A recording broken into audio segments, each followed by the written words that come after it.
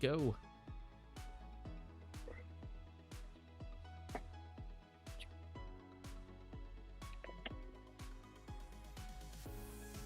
All right. Just waiting for the stream to kind of catch up here. We'll find out how late it is as far as like the lag. So about 7 seconds, 7 to 12 seconds, somewhere around there. Okay.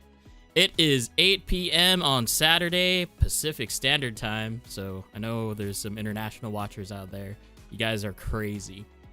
And I'm hearing feedback, so I might be too loud. I just turned off my mic, so not my mic, but my speaker. That might have been me. Okay, gotcha. So we've got a pretty cool stream tonight, you guys. We've got Logan, we got DJ, the regulars, and we got a Trey. Trace. From Trace. Okay, let's get that right first, then. What do you go by? Trey. Okay, that's what I thought. All right, so we're gonna do our typical normal calendar stuff. We're gonna get into the stream. We got some really good topics for you. Trey brought them up the other day. I'm like, oh, okay. He's gonna make me think. We're all gonna have to think on this stream. Yeah. Oh no. Yikes. So let's just get it started off with the calendar events. Let me scroll there. So, like always, there is Tandem Tuesdays at PDX Underground RC on Tuesday nights. What time does it start at, Logan? 7 o'clock. That means you, DJ. Stop being I'm a always budgie there. guy and start. He's being always a there. always guy. there. I don't think. Have you even missed one Tandem Tuesday, DJ? No, see, and that's the thing. He's got a nice little schedule that you got going on there. You can do Tandem Tuesdays, then you can go out for club racing or the series on Wednesdays, and then Fridays, they're there till midnight anyway, so you get your racing out the way, then hop out onto the drift track. Listen, DJ, I'm not gonna let them, assassinate your character on this on this podcast. It's not gonna happen. You do you, brother. You seem like you got the schedule down. Yeah, he's got a nice one. I mean, at Northwest, it got to the point where the weekly joke was, "Do I live there?" And it's not that. It's just the fact that I'm there the days that they're there too. So, yeah. Anyway. Okay. First annual ProTech RC PDX Drift Series presented by A Main Hobbies. It's always a mouthful when saying it. The next competition is the 21st of January. So in 2 weeks. Yeah. Yep. I have a little bit of news for that. If now is a good time for it. Yeah. Do it. Let's hear it. Yeah. So first, I just want to kind of correct myself from last week. At the time, I wasn't certain of the future of this, what Judd was going to be doing with us in the drifting. So I didn't bring his name up in as far as people who have helped and everything. And that's just wrong. He helps tremendously. So shout out to Judd for helping and all the time. And also the news would be, it does look like we are going to have dedicated judges for the next round that aren't competing, which is great. Super stoked about that. Judd is coming on board. And it sounds like we have a couple other guys that can help as well. So that's going to be cool. The rest of the series, we should have judges that are judging, and that's it. Good. Also, we have some guests coming down from Canada. Yep. So normally we were planning on putting in the layout the day before the comp, but because of we have people coming internationally, we are going to actually put the layout in on the 13th. So the week before.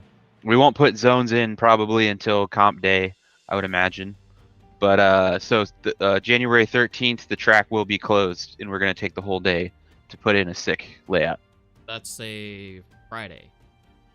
Is Saturday. it That's Saturday. Okay. Yeah. That makes Saturday. more sense. Next Saturday. Yeah, not many people were there today. I can tell you that because I actually went. There was only like 5 people there, including myself. So I don't think it would be too big of a hit on PDX. Gotcha. Perfect. So, yeah. Be there. It'll be a good comp. Yeah. So, Speaking of that, non-member pricing is $20 per competition in the series, but that does include food.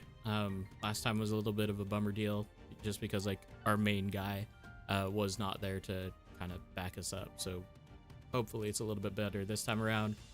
$10 member pricing, if that's still the case. Spec Tire is a mishmash of DRCs, DRPs, and a RevD ASO1s. Yeah, Logan? Yep, same as last time. Okay, perfect. All right, and then to kind of finish everything up as far as the last thing here, April 12th to the 14th, the Northwest Model and Hobby Expo in Monroe, Washington. That is the place to be as far as RC like hobbies go in the Northwest. Way more people than Super G. But it's all sorts of hobbies, not just RC drift. But it is like the Matsuri that you should go to if you don't have anything else to go to. Actually, Judd says no DRCs are allowed, which I don't think anybody was running those anyways, so. Oh, I don't even have a chat window up. Let me get that going.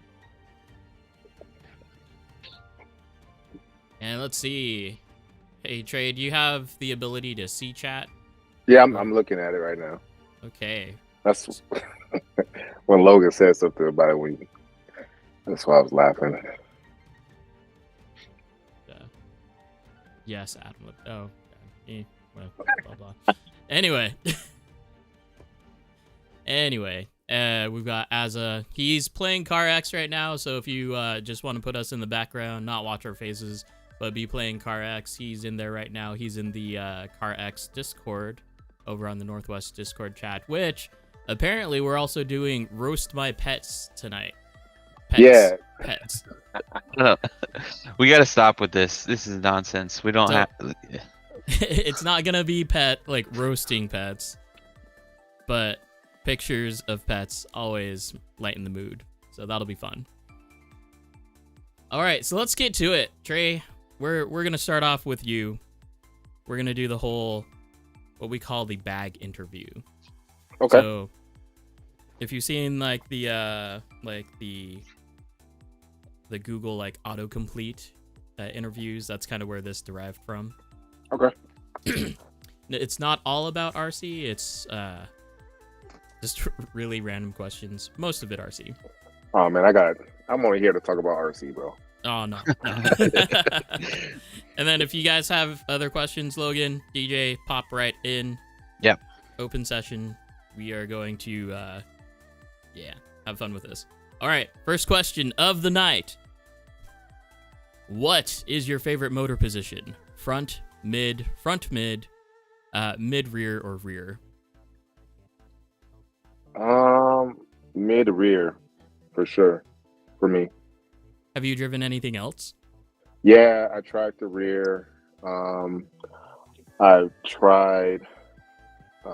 Don't kill me. I think it's the Rep Up Next FR version 6. I do have a wrap up Traverse. That's fun. That's almost feels like 50-50, but like that's more of like an experiment. But as far as like my preference, rid mirror for sure for me.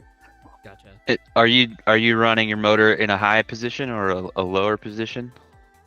So before I transitioned to the Bianca, or even something like a Shark Trans, I like it high. I like it elevated.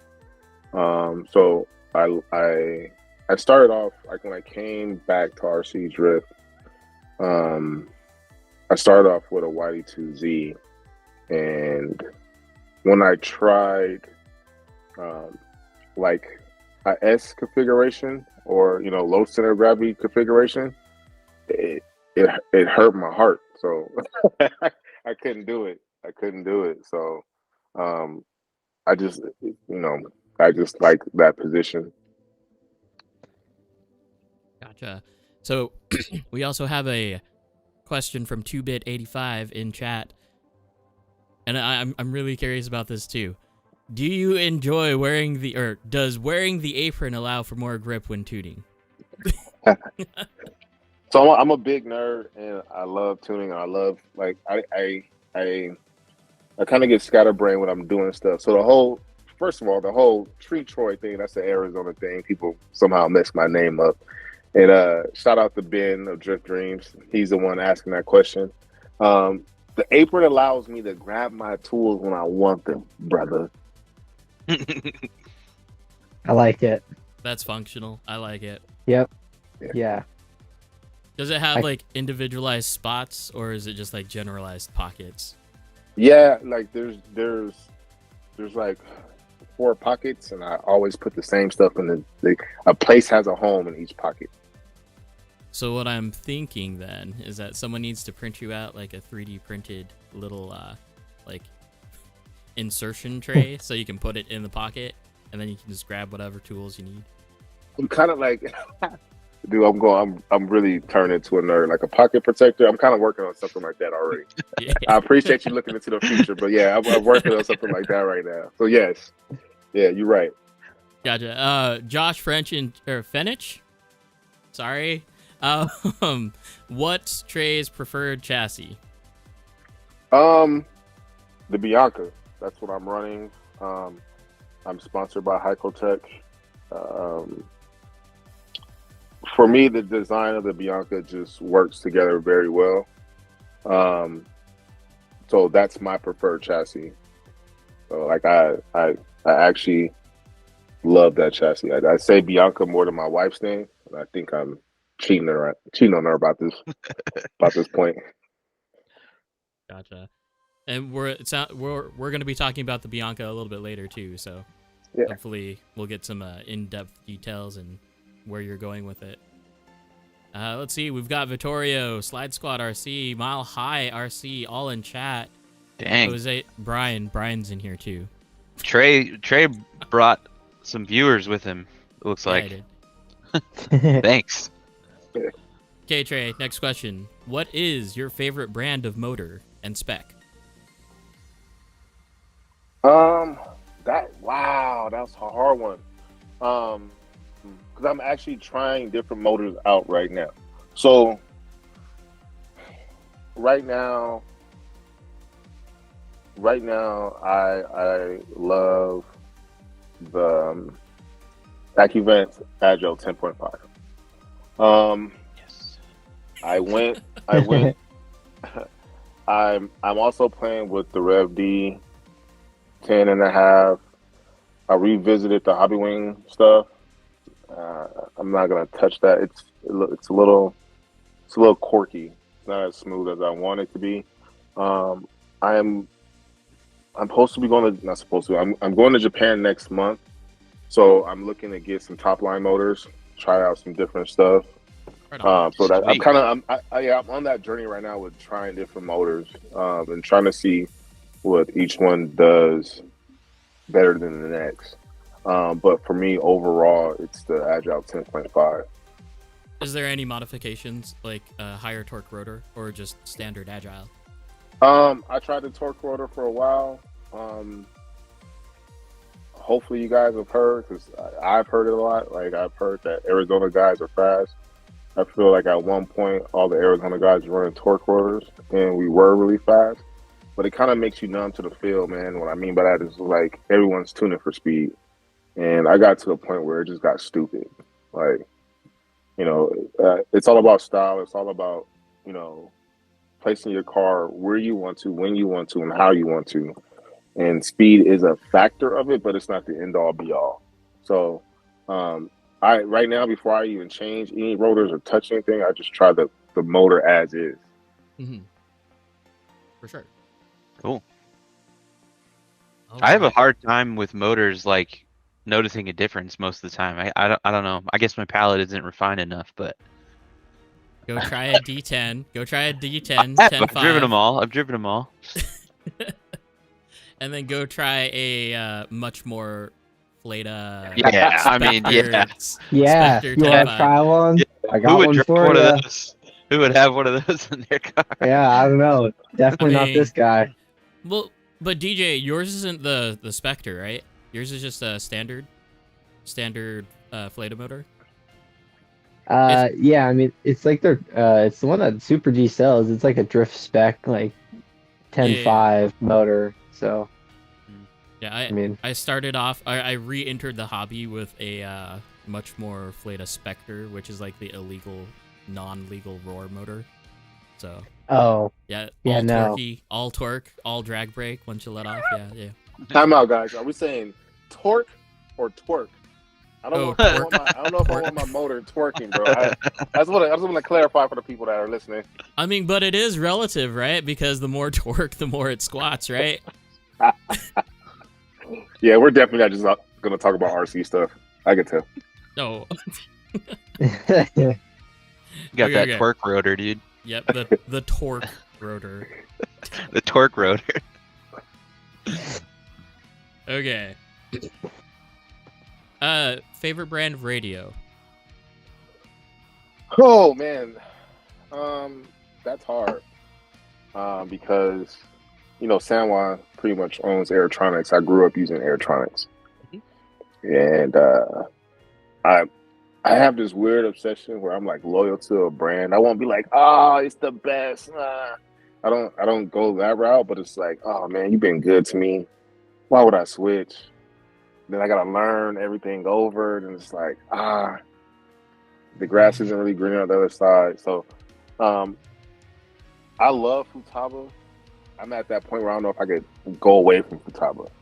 And I feel dirty just saying that because, again, like I said, I grew up with Aerotronics and San Juan was the right choice. And when I got back into this, everyone was kind of like, nah, Futaba's the one. And I said, let me just go this route. And now I can't. I look at a San Juan transmitter and I was like, ugh. Yeah. I've just recently kind of transitioned to all like Futaba and Acubance electronics, and being able to tune stuff on the radio, I would never give that up. I don't see anyone else kind of getting into that. Yeah, or matching that. They got you hooked, bro. Yeah, they sure do. Yeah. Okay, so let's switch it up because I think we have significantly a lot more viewers than what we typically have. So, chat, I'm going to leave it up to you. If you guys have questions, and it looks like there's a few in here for you already. If you have questions for Trey, go ahead and put them up there, and I will go ahead and kind of read through them and do the interview that way. There's also a question for everyone's preferred shock, so let me get a poll on that, and we'll see what everyone feels on that.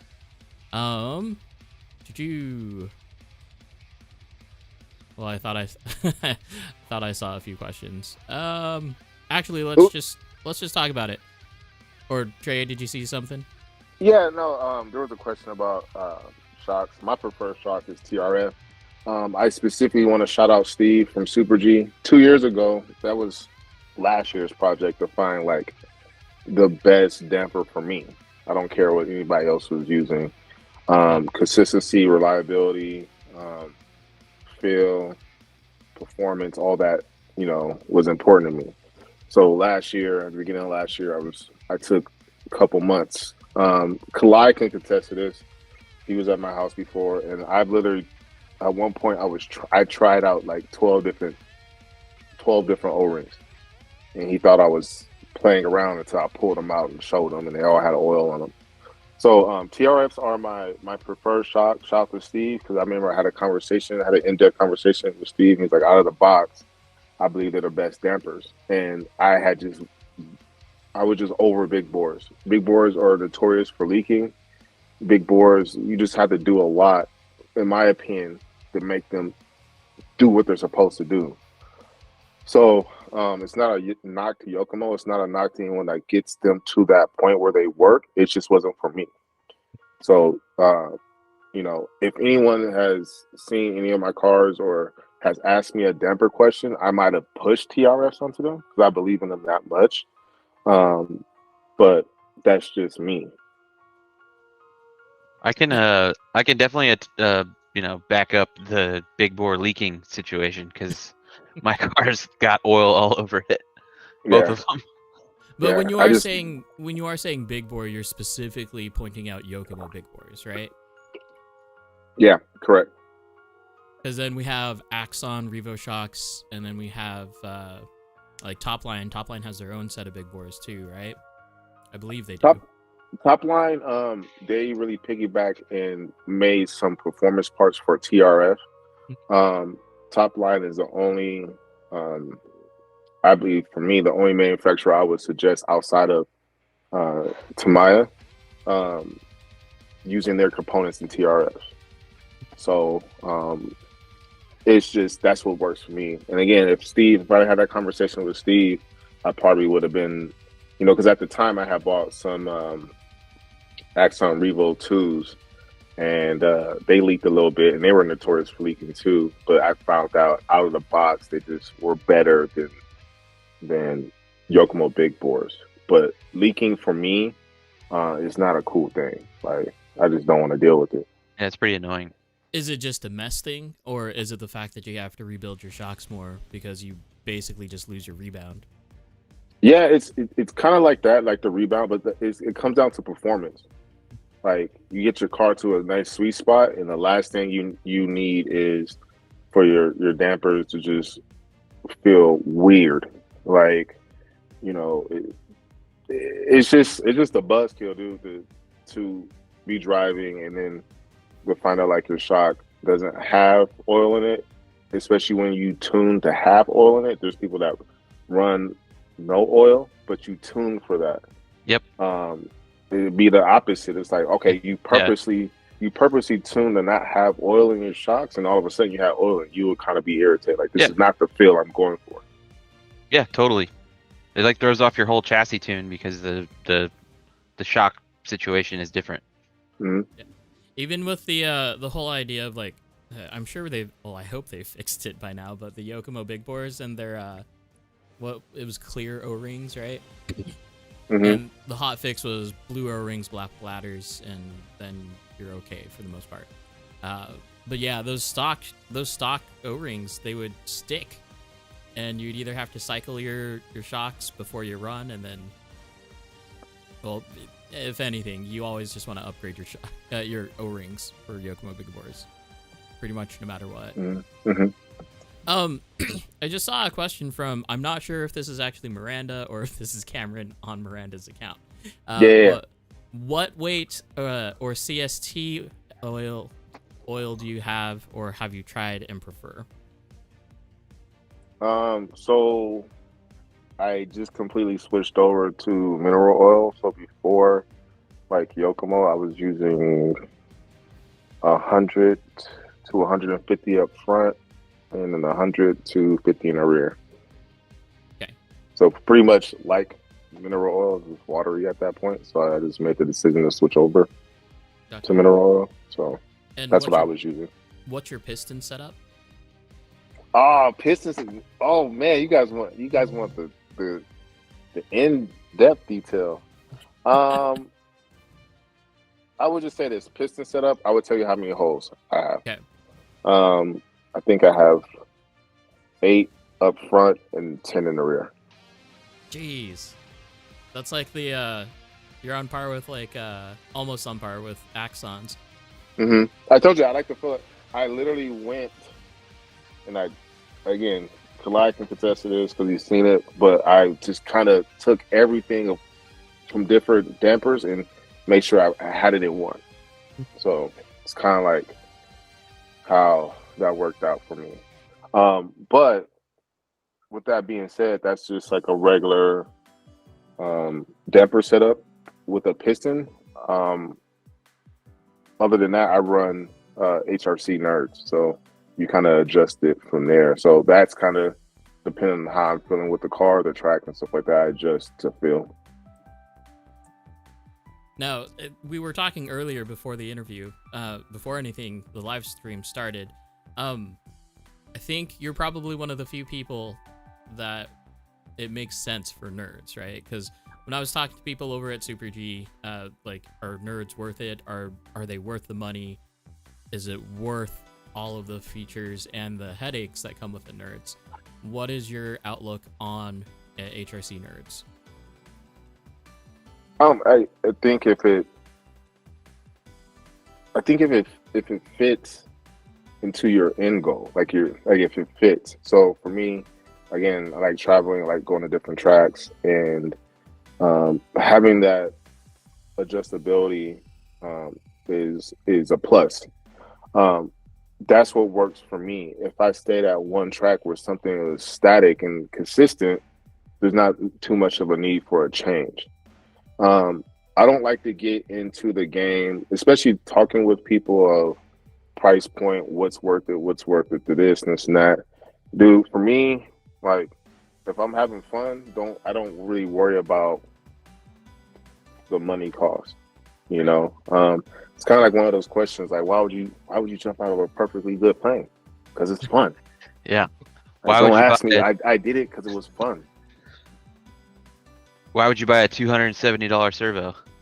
Yeah, because I want to have fun, and it works for me. I like trying to be on some wizard stuff. I want to go and tinker with everything because that's the fun aspect. Now, if I wanted to just sit there and look pretty, I would buy a model and I would say, hey, this is fun.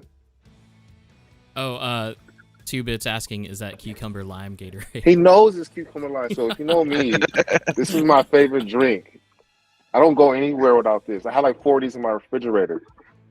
Ben, stop playing with me on this live right now. You know this. Okay. Let's actually, I'm going to ask this, and then we'll actually run into your chassis a little bit. What is your favorite chassis is the question. So let's just say if it wasn't the Bianca, right?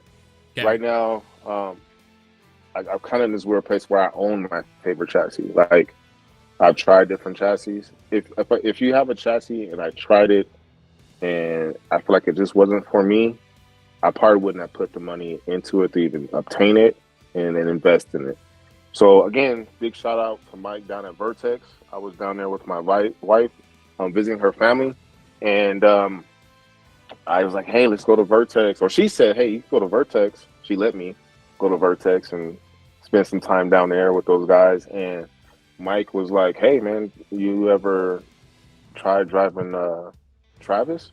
And this thing was looking pretty, man. It was really pretty. Like, this was showroom pretty. It was super clean. The tires looked like they were brand new. And I'm like, that's awesome, man. Like, that's cool. He's like, no, drive it. And literally did this number. And it's kind of like, you ever been at someone's house and they're like, hey, are you hungry? Here's some food. You don't want to be like, oh, no, I'm good.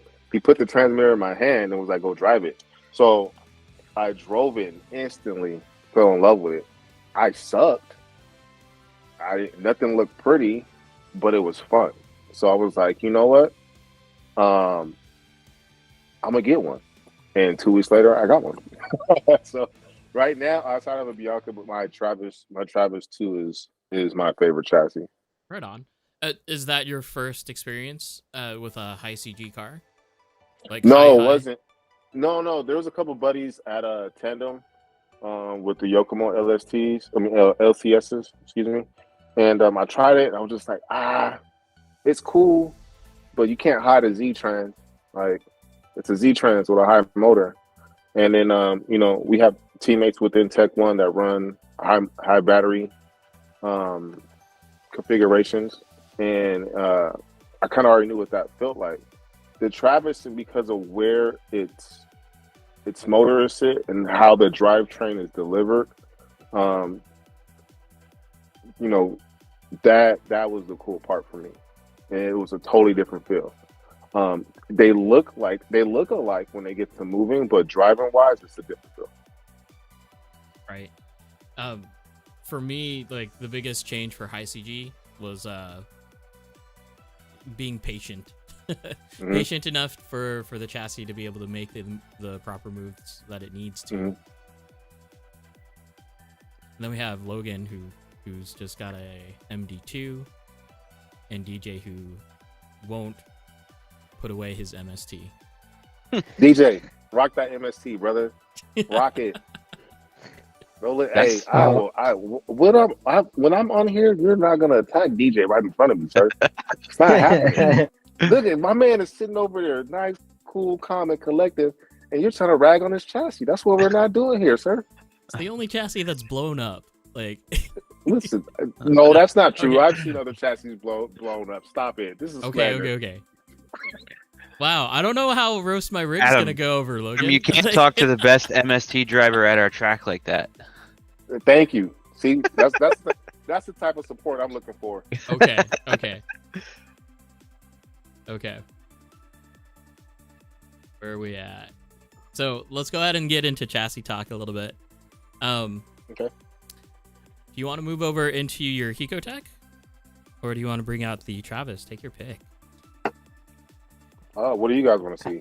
I feel like my Bianca's kind of well documented on my Instagram, so I could pull out the Travis. I would like the Hecotech, the Bianca. Okay, all right, it's right here. Hold on, let me grab the other one.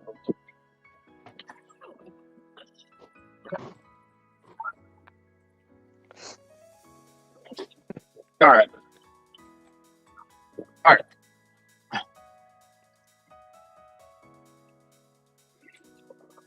Cool. Let me see if I can just make a big version of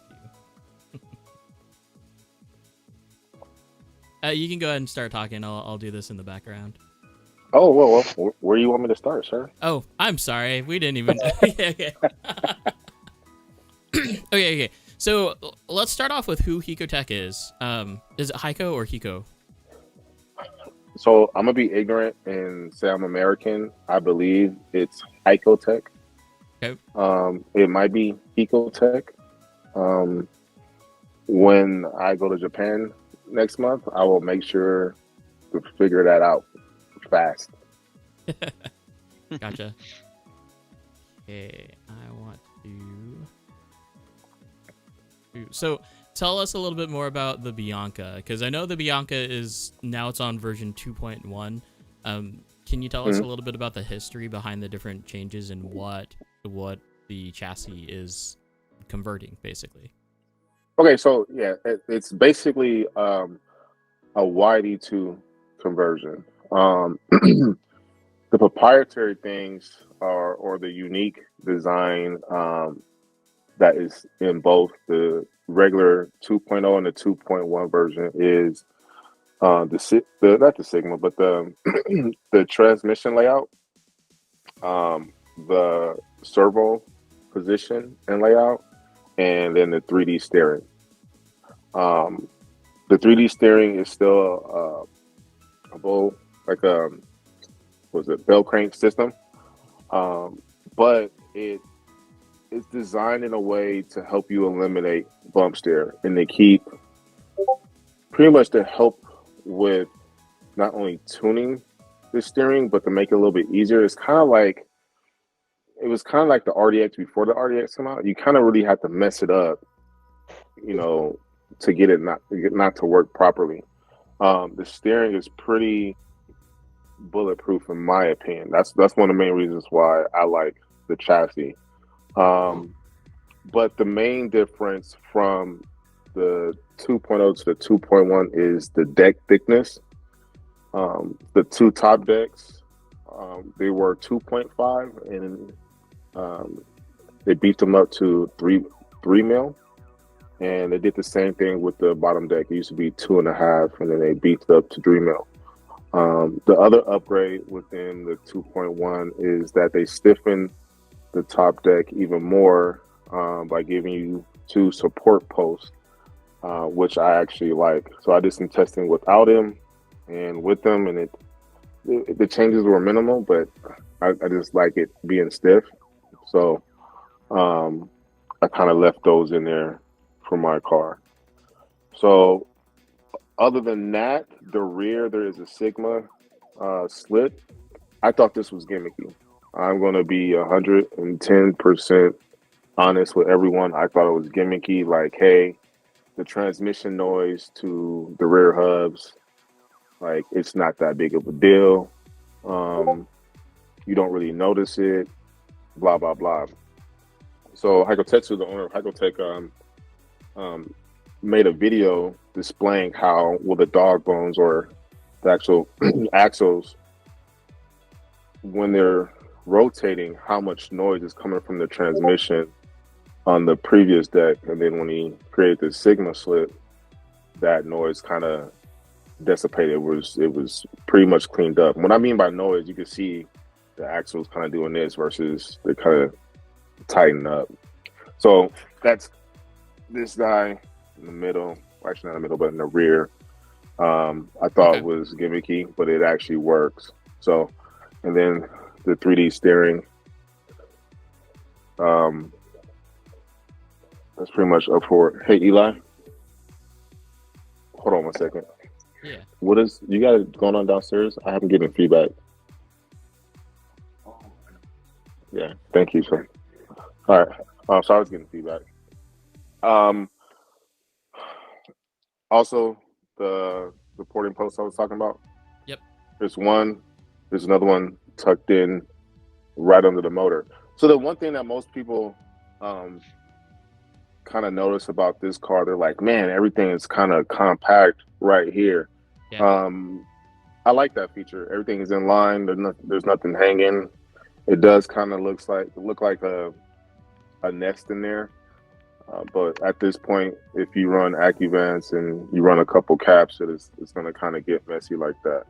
So I have a second one. I'm trying some other. That's kind of what I'm going for on my cars, like consolidating the weight all is close to one kind of central point. So this is my second Bianca. This is my test chassis. So it's like we're talking about motors and stuff right now, like RevD motors in there. Kind of just went all with RevD electronic, kind of stepped away from anything Futaba AccuVents base to see if I could tune or get the car to perform at the same level. So, and at the same time, trying different stuff so I don't have to sacrifice my perfectly good working comp car on a theory. So this is my second one. I get to try stuff out of. Yeah, that's cool. And is it if you like it, then you transfer it over to the comp car? Yeah, so that's the cool part about having a second chassis. You can do that. That's the whole idea. Or hey, if one's outperforming the other. I don't like to make too many changes. I might try to implement something from one chassis to another, but it might not actually translate over. So the weight bias is a little bit different. Like my Bianca with the AccuVents products on there, like it's heavier inherently. But then also like I have wrap up next arms, they're a little bit heavier. There's just other stuff that's on there that I won't remove. And that does come into play. I mean, is it minimal? Yeah, but you start adding stuff up and then it's kind of a factor. Yeah. Have you ever had well, I mean, you said it, like, and how like two RDXs don't drive similar. Or at least they can not drive similar. But like when you try one thing on test car and you try to transfer it over to the comp car and it just doesn't translate over, what do you do to try to, do you just come back from it or do you work the problem and try to get it to work for you at that point?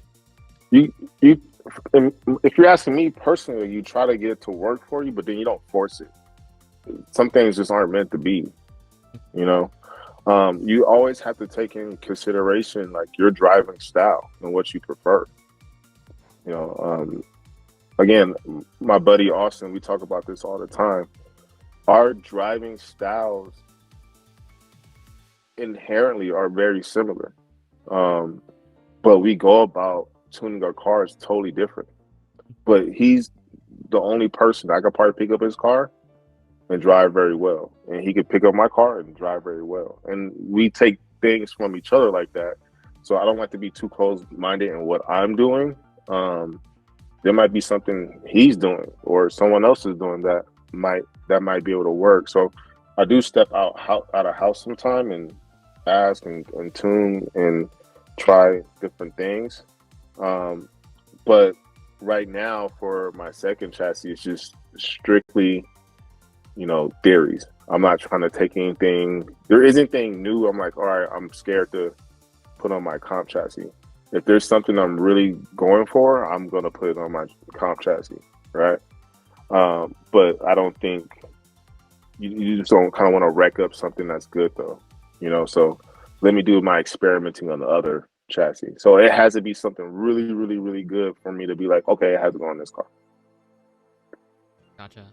That's kind of, I haven't really considered that, like having a whole second chassis just to do that kind of stuff on, but now I'm thinking about it and I'm like, pretty good. That's pretty good. Sometimes I change my car, try something out, and I can't. Even if I put it back to what I thought is the same, it still doesn't even feel the same way. It sucks, and you get to a point where it's just like, where's the baseline? Where was the car feeling? I want to just get it back to. You start begging yourself, like, Lord, please, like, oh my God, please. Why did I do that? Totally, like start messing with something and then try to make it work, and then you just get further and further away from where you were at. Then you forget where you were at. It's like, that's kind of I would say my buddy Austin, he's good at that. Like, oh Trey, you suck right now. Like, yo, I know I suck. I changed this. And he's like, why did you do that? I'm like, I don't know. Don't ask me stupid questions right now. Like, I don't know. And I think we kind of all have that. We kind of all have that in us, because I've seen him do that. I've seen Kalai do that. I've seen multiple people do that. Like my buddy Ty from Style Overall. Shout out to Ty. Those dudes over there, they're mad scientists. They're gonna try everything, and I wish I just had the balls to be like them, because they're like, I'm gonna go for it, and if it doesn't work, I'll figure something else out. I just don't have it in me, man. And some people do. So that's why the second chassis works out really well for me. Yeah. That really comes close to one of the questions that you asked me earlier. So I think we'll come back to it a little bit later. But on your chassis, we have, and I just had it. Josh is asking about your preferred diff and setup. So diff and setup. So my preferred diff right now is a ball diff. I just switched back to a Rhino Racing CLSD. I was rocking 4 hard in there. But yeah, like I'm playing with the ball diff right now, just because again, the traveling aspect, I feel like you have a little bit wider range of tunability with the ball diff. It's quicker to, get it to loosen up and lock up versus cracking open a CLSD. That's a real transmission job. Yeah. It's a real job, but yeah. Sure. Which diff are you running, like, for ball diff? Is it the Yokomo one, or is it? Yeah, the Yokomo one. Yeah. It's the easiest way to adjust, because all you have to do is stick a 1.5 driver in there and just spin the wheel. Yeah. And guess what turned me onto that? Like the ball diff was a Travis 2, because the Travis 2 has a ball diff, and I was like, yo, this thing is sick. I started out with gear diffs, and I thought the gear diffs were like where it was at, and then we got the CLSD. Like I said, we were all tuning for speed, and we're out here, feeling like Ricky Bobby. And then when I got old, I got a Travis, and I was just playing with the diff, and I was like, this is dope. And it's a lot cleaner too. Like even the CLSDs and every single Yokomo built diff that I've built have basically exploded in the transmission case. Yeah, you said that once before. I feel like you're adding a component in there that doesn't need to be added, like gunpowder or something. That's crazy. I mean, I just don't like messy things, but somehow, like, even the CLSDs, even if you only just paint on a light layer of grease, Like it'll come out some way somehow. Yeah. But yeah, like I switched to ball diffs for that reason, and it was great. And then CLSD came out, so I experimented with that, and that's pretty much what I run at this point. Jake wants to know how you like your Travis 2. I love my Travis 2. Sitting right here. This thing's a beast. It has a lot of weight. As you see, there's a lot of brass in here. Yep. But yeah, it's a fun chassis. I get to just chill and listen to music and just drive and not worry about anything but trying to scrape paint and walls. That's it. You know what I mean? Have you driven an RER before? For a little bit. Again, I always try to not knock someone's tune. I just try to like go off the car, and I'm just like, it's not for me. It's just not for me. And then to the price point too. Actually, right there, it's not for you. Or just that sentence. If you're going and driving someone else's car, like just to see how it is, how it goes, how much of it do you like? Can you see the potential of the car and then just kind of be like, oh, it just needs to be tuned? Or how much of the actual car's characteristic or the chassis characteristic can you tell with someone else's tune on it? I think you can honestly tell from that before you even drive someone else's car. Like if they're ripping it and they're putting the car, on the wall, and they're flicking it, and their wheel speed, and everything. They're checking off all the box for you. While you're watching them drive it, then you could say, you know what, they have a consistent tune. That's why I said I would never knock someone's tune because they're doing it. Right. Because you're not doing it doesn't mean that their stuff is bad. So that's first and foremost. Secondly, it's like, hey, is it okay if I just change some settings to my liking as I drive it? If not, then you don't really get a real good feel, So that's number two. And then number three, you got to look at the monetary or the financial investment.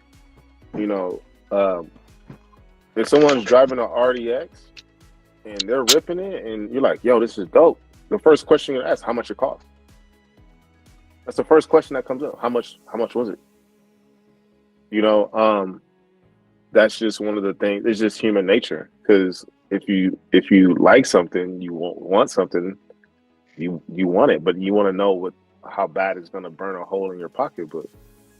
So that's usually what I do, and I love this community because most people, I would say about 90% of people are totally okay with you driving their car.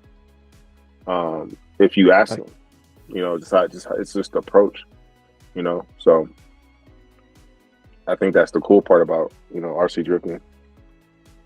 Sure. Yeah. In your Bianca, we're gonna switch back to that for a second here.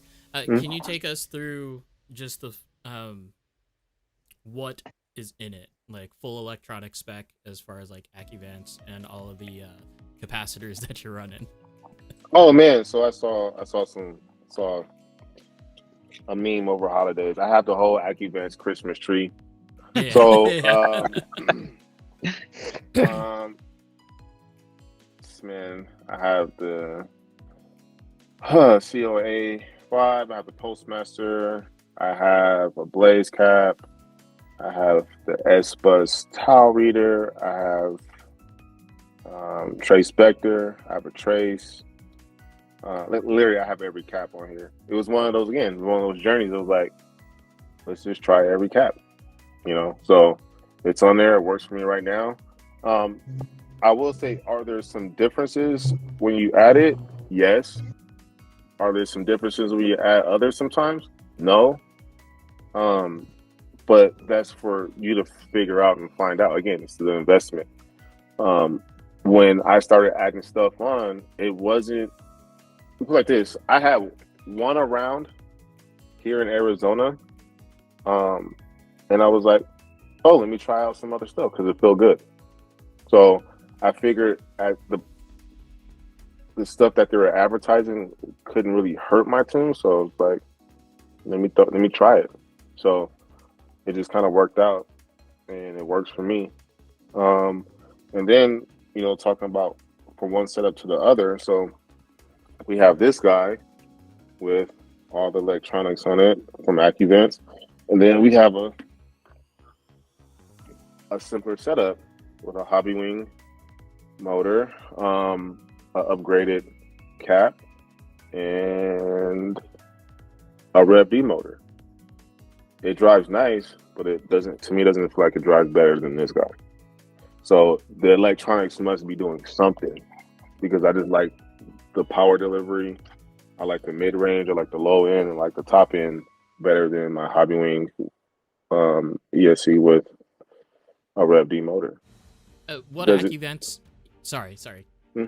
What AccuVents ESC are you running? I'm running the Jarvis XX. Have you updated to the latest firmware? Yes, I did. And as far as the, because now it goes up to 64 kilohertz, right? Yeah. So I'm lazy. So what I should have did, I should have waited. But I was just too excited. I should have waited, because lucky for me, I have a towel. So when I want to make those changes, I could just hook up via the S bus with the towel and make my adjustments. But the first thing I did when I didn't like something is, let me go to my transmitter and change some stuff. And Futaba hasn't come out with the update yet. So as far as the upgrade, having the range, I didn't want to pop a can, but having the boost and turbo stuff kind of go up, it's up there. It works. The drive frequency, did it get smoother? Yeah, it did, but it kind of felt a little vague. So you kind of might want to lower the frequency down so you feel like you have a punch. So I think it's just a situation where it's not anything new. It's just being fine tuned. That's all. With the latest update, that's what I feel it did. It's just widening that range. I don't feel like it does anything better, but if you're looking for just trying to split hairs, then that's what the update's giving you. Just smaller steps. Mm-hmm. That's it. Well, I mean, get a little bit closer to where you want to be, but not a major change. They changed the boost ramp and the turbo ramp, right, up to 50 degrees per second or something like that. I'm curious if that puts it more on the lines, or more in line with the Yokomo ESCs, like the BL Pro 4 and the RPX2. Both, I feel, have significantly better power delivery, like because it's there. I agree with you, but RPX2s and BL Pro 4s, like, you're popping stuff. Yeah. So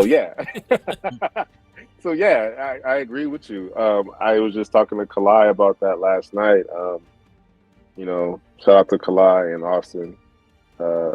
I've never seen people thrash more stuff than those two guys, but not in a bad way. They're testing the limits of stuff, and they're gonna take it to the limit, which is cool, because one, I'm the benefactor of that. I'm like, I'm not gonna do that. Yep. And two, it's like, now I know though. Yeah. Like I've seen it. Like if one person does something and something goes, and then the next person does it and it goes, it's kind of like it's kind of like the ceiling of something, Totally. So, those dudes, me and Clyde were just talking about how we were, popping stuff, previously, so. It's cool. I don't think it's on the level like Yokomo, which is cool, which everyone, loves their ESCs for that. But it's kind of feeling like that, most definitely. Good. That's definitely a nice benefit to the whole community when people do push it like that, because I don't really know how far we can go, and how hard we can rail on our motors. So Mhm. when you have people that are willing to do that, or just are pushing it in general, it's nice to give you some kind of vague idea of where you're at as far as your car. Yeah, right. It's also just it's a bonding moment. Like again, I'll give you an example. Last night, like Kalai took that on the chin. We thought he fried his ESC, a Jarvis XX, and his B terminal backed out of his motor and it arced. The only thing that died on that chassis was the ESC fan. But he was like, I was kind of pushing it, so as soon as about that time, it's just it is what it is. When you look at it in contrast to the first time you do it, the first time it's like, yo, you need a shelter. You need to make sure you gotta make sure all your priorities are in line. You kiss your loved ones. It's like the end of the world. Yeah. But once you kind of go through it a couple times, it's kind of like, what did I do? If it's reliable equipment, if it's reliable electronics, what did I do? Because human error happens every second. I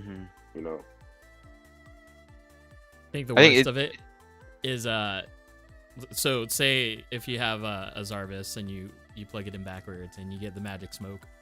It's not the fact that it's the fact that you did it yourself, right? That's first and foremost bummer moment. It sucks.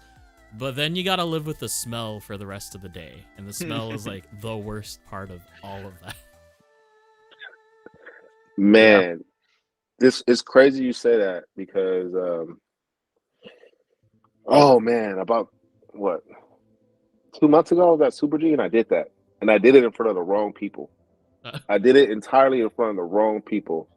I reversed polarity my car at Super G right when they put those tables in the shop, the setup area. Shane Collins was walking in. Joey was at the register. My buddy Daniel, no, it wasn't Daniel, it was Jason Wong. Jason, he just, I think he just left there probably a week and a half ago. And these guys are all watching me as my car is sizzling, psst. And it's I'm like, damn it. And they got the whole shop to smell it's not the good. It's, when you smell burnt rubber, that's a good rubber. That's a good smell. This was bad rubber. It was oh man, it was bad. And Shane would live the next 2 or 3 hours. Trey, you got the shop, and I was getting yelled at. And then Steve was like, yeah, man. I was like, yo, this is harassment. I was like, this is harassment. So yeah, it sucks. But Hobby Wing is real good with that stuff.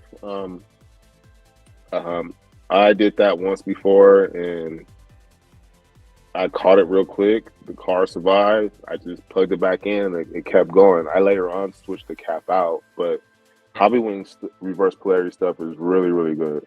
I really, really good, I think. Yep. I've seen Yokomo's ESCs die if you look at them wrong. So to do that and it keeps going is pretty cool. Jake knows what that feels like. He literally just plugged it in and it started smoking. And plugged it in the right way. No. My Just Stock, I plugged in backwards multiple times and it was fine. Hobby Wings, whatever they do, they got it right. They got it right when it comes to that aspect. But even still, technically, Hobby Wing and Zarvis, XX, and the Rad from AccuVents all have reverse polarity protection. See, that's a good phrase. I feel like AccuVents has protection. It's not dumb resistant, yeah, but Hobby Wing, we got to come up with a different word because I've seen people reverse polarity their stuff, plug it back in right, and then it keeps going. You're not doing that with AccuVents. Right. I think they say 10 seconds is the maximum, something like that. It's you reverse polarity anything AccuVents, it's done. Which and to be honest with you, in hindsight, wouldn't you want to replace anything that was damaged at that point anyway? So it works out, but it's definitely a buzz killer for sure, especially when you got people yelling at you. I mean, there's also the whole like lingering feeling in the back of your head of like, oh crap, this just happened. Is it still gonna be reliable throughout like a run, a qualifying run? Mm-hmm. Yeah. Yeah. Sometimes it could be a ticking time bomb, man. For sure. Sure. Logan, DJ, any questions about the chassis or chassis questions? I mean, not a whole lot. I mean, I guess you guys went over motor and ESC stuff.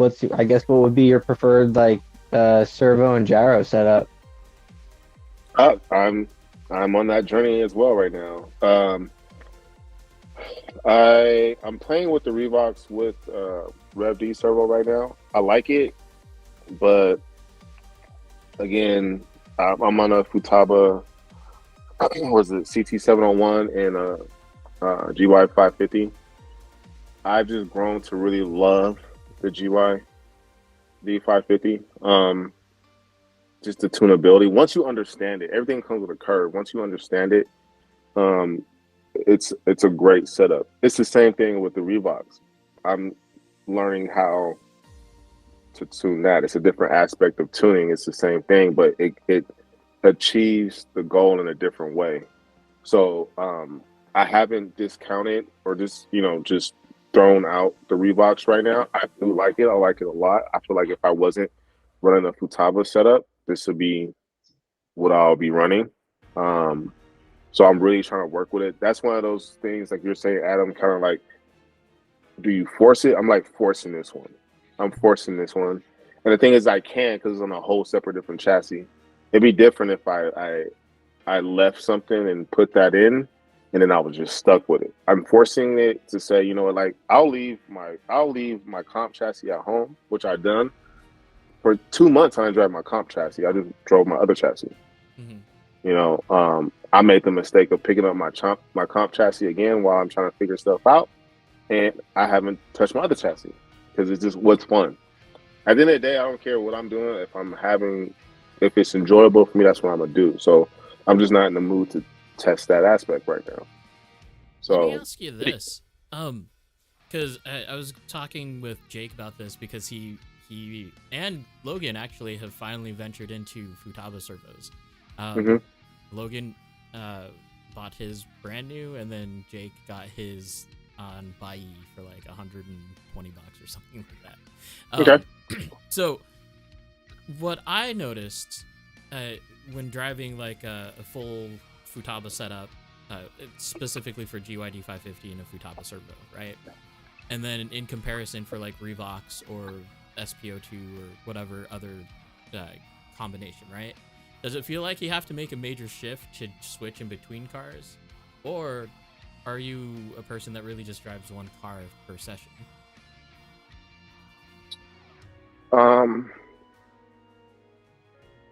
That's a good question, because lately I feel like with the two Biancas, I had to remind myself it's the same car, but it's gonna drive different. Yeah. It is gonna drive different, right? Like if I pick up my Travis or if I pick up my son's Shark, like I know it's gonna drive different. It's a different car, right? So I think if we get in that mindset, every car is different, you'll be okay. Because, you know, trying to make one feel like the other is kind of a disservice. You know, like it's not, unless, you know, you have the same exact stuff in there, then they should feel exactly the same. And if they don't, there's like a major problem. Like one is really falling off, you know. There's going to be one that outshines the other, you know. So I think it's easier for me to identify and figure out what my goal is if I just don't drive one versus trying to go back and forth between two, especially if they are kind of similar in feel. Because then you kind of get away from your baseline. Like you start tuning in the wrong way. I've been down that path way too many times. Yeah. So I literally, like, you know, I left my Travis at home for like 4 months, and then, you know, 1 week, 2 weeks, I just primarily drove my Travis. So it just really depends what the goal is. Especially when you come. If we're not talking about anything other than tuning, what's the goal? Like, what are you setting out to do today? You can't just say, "Oh, I'm gonna make the car better." Like, no, I want to achieve better grip. I want to achieve better steering angle. I want to initiate quicker here. I want to be able to flick here. I want to make the car feel nimble. I want to make the car feel planted. And then you kind of go with that theme for the day. And once you check that off, then you can tackle something else. But if you have a whole list of stuff, like, it's going to be a long day. Yeah. A long day.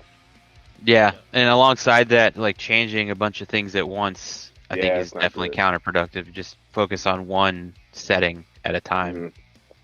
Yeah, that's that. I think the only time like that situation is okay is one when you're learning a new car, or one where you completely built a new car. It's completely new to you. Yeah, and you're way that's the out only than time, Yeah, that's the only time you want to be wandering, because everything is new.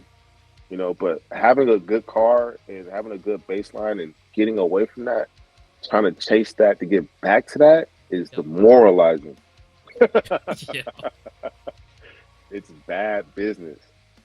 More times than not, I'll find myself coming back to like the box stock setup, and then it drives well, and then start experimenting again. So hit the reset button. Exactly. Yeah. It's not fun sometimes. No, it's not. Especially when you go to drive, and then it's like you feel that your car's off, and then you just start tinkering and just tuning at the track.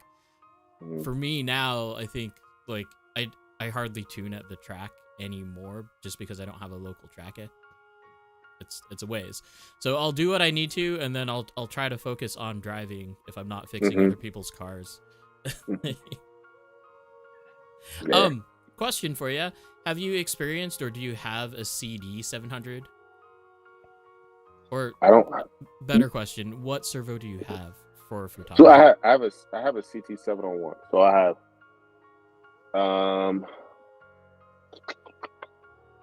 I have a CT 701 in my Comp Bianca and in my Travis. I've driven other people's cars. Well, I have driven other people's cars with the CD. This was a CD 700. Yeah. There's my roast my dog back there. But I haven't really felt the need to switch. I like the 701. So again, it's like I'm not really into the hype as much. So I mean, if they give it to me, of course. But yeah, I'm good. I mean, it's all a big investment. $280 or around that area is never a small pill to swallow. No, yeah.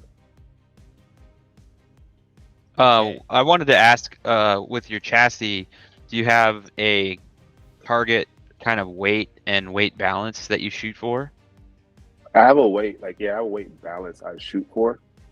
I'll give you an example. So my previous chassis, my Shark, it like 3070. I loved it.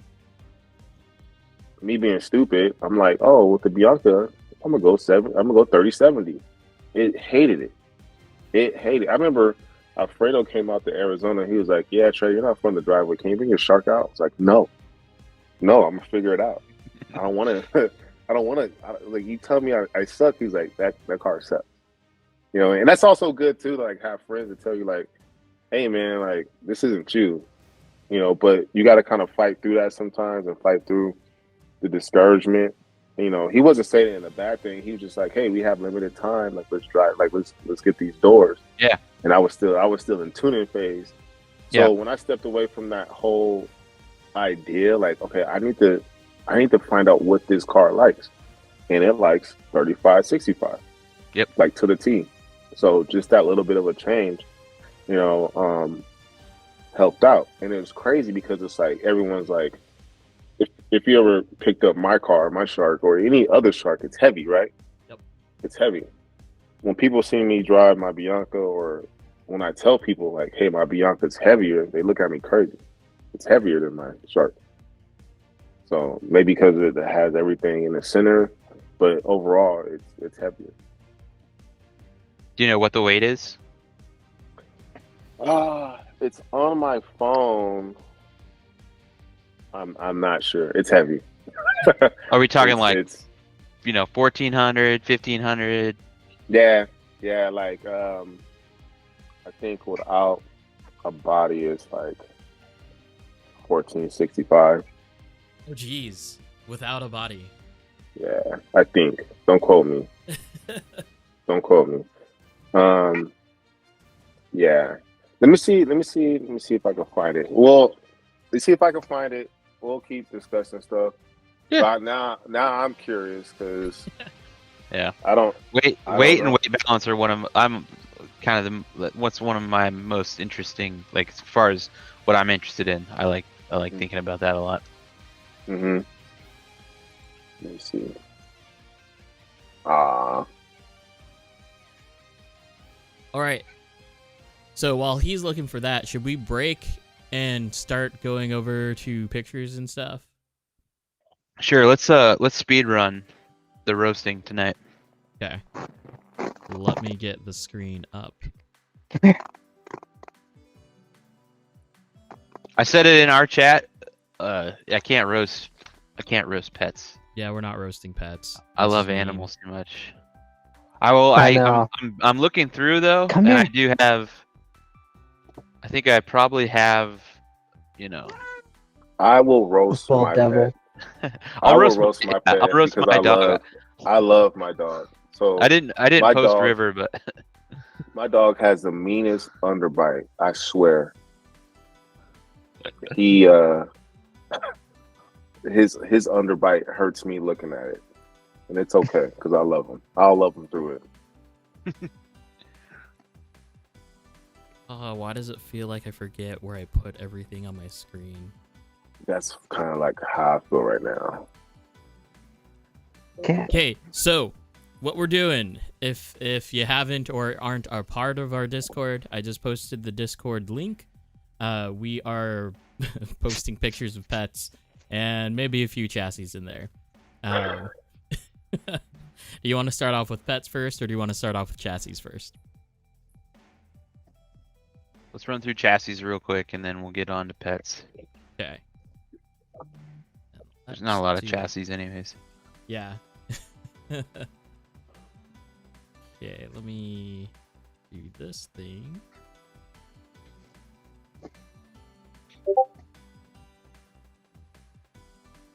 Oh, that's Inception going on. Go on that. Yokomo Big Bore won the best shock. Oh yeah, huh? Let's. Did it just really? end I that. didn't look at that. Yeah. More power to you. I think it's just because of availability. Yeah, TRF stuff is hard to get for sure. Yeah, for me it was like both cars.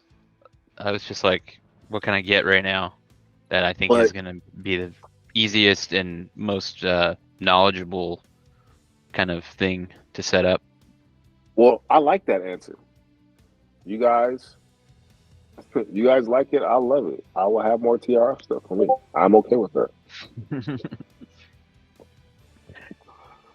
Well, now I'm at the point where I have a couple sets of big bores, so now I have the patience and the time to find some TRFs to try. Is there any specific spec that you recommend, Trey? Because I know there's like the like your standard TRF, and then there's like black, like black big bores or something. I'm not too familiar with it. I know they're highly customizable. Everyone has a color kit. Yeah, I mean, yeah.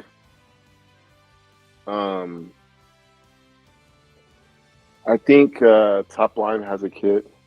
If you go on the Super G's website, they have the regular TRS, which are perfectly fine. I like TRS, like the standard ones. The cool thing is, just like with any piston, you can drill it, to your liking. But just the design, and again, for me, out of the box, I feel like those work the best out of the box. And this is the cool thing about the community. Like Jake was like, "Yeah, man, Axons is clearly the best though. All you want is what works for you." I agree with Jake. I like Axon. I think he was being sarcastic, but no, he means it. Oh, really? Yeah, he means it. Yeah, I think he means it. Yeah, yeah. So I mean, it's whether if he's being sarcastic or not, someone is like that. Someone believes for sure. Yeah, and that's the beauty of not only the industry but the community. And I'm pretty sure if he has it down to a T, he wouldn't mind sharing that information with someone else. not at all. And that's the cool part. So I just tried everything. I'm not a big board hater. I just suck at whatever I'm doing. I just can't get big boards right for me. Okay. I think I'm too young in my RC drift journey, at less than a year, to really have too much input on shocks yet. Well, I see a comment about the TR56s and TR60s. Speaking of, I've got my chassis on the TR56s right now. But those are based off of what though? My MST chassis. Oh, but those stocks are based off of what design though? Oh, okay. Yeah, no, I see. Hey, DJ, I'm on your side, brother. We gotta link up. I got you. I guess speaking of that really quickly, because you just switched over to mineral oil. Did you also make a change in the O-ring as well, like over to TRF X rings? So right now I'm playing with top line rings. Again, those are kind of like what I like as far as the O-rings. Then they're top line X rings. So I kind of forgot what I had in them before, but I've always kind of like top line O-rings. So that's what just works for me. Gotcha. Do you have a well, you did. I'm horrible at this. But like as far as the O-ring goes, do you know if it's like a soft or the medium or the hard, like for the O-ring? So it's hard to like translate it from Japan. I just know that they're the Neo X's when it comes to top line. They feel good. I mean, they're white. I use top line white bladders. They're cool. I mean, they seem like it's a softer material. So just like Mile High said, he uses top line rings and bladders, and it seems like he loves them. So I've found success with the top line products in TRF. And do you also do shimming on your, like, in the little cartridge between the Yeah. You could shim it to get, so again, it helps with no leaking and stuff like that. But just to create a better seal, that works. I even use some shim. I almost use shims in almost every damper. The whole shimming thing started with the damn big boards. Trying to get it to just stay straight. Yeah, man. Like it started with the big board, so I was like, again, trying stuff. Like maybe this will work in this damper, maybe it'll work in that damper. So, yeah. Sure. Okay, so we've got Mitch, and I'm intentionally doing this first because I have a bad habit of skipping on Mitch's chassis. And every single time he'll point it out to me too. It's like, you didn't even talk about mine. Oh, everyone says that every week. Yeah, sorry guys. But yeah, where's mine?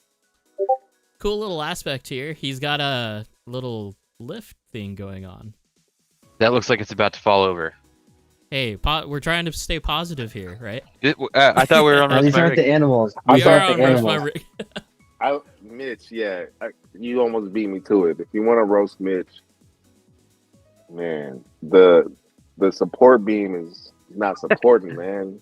That's sus for sure. Yeah, it's mad sus. Like, don't sneeze on that because you can kiss that Civic goodbye. And we can go ahead and we can trim those body posts now too on the Civic, by the way. That's a TTO2, by the way.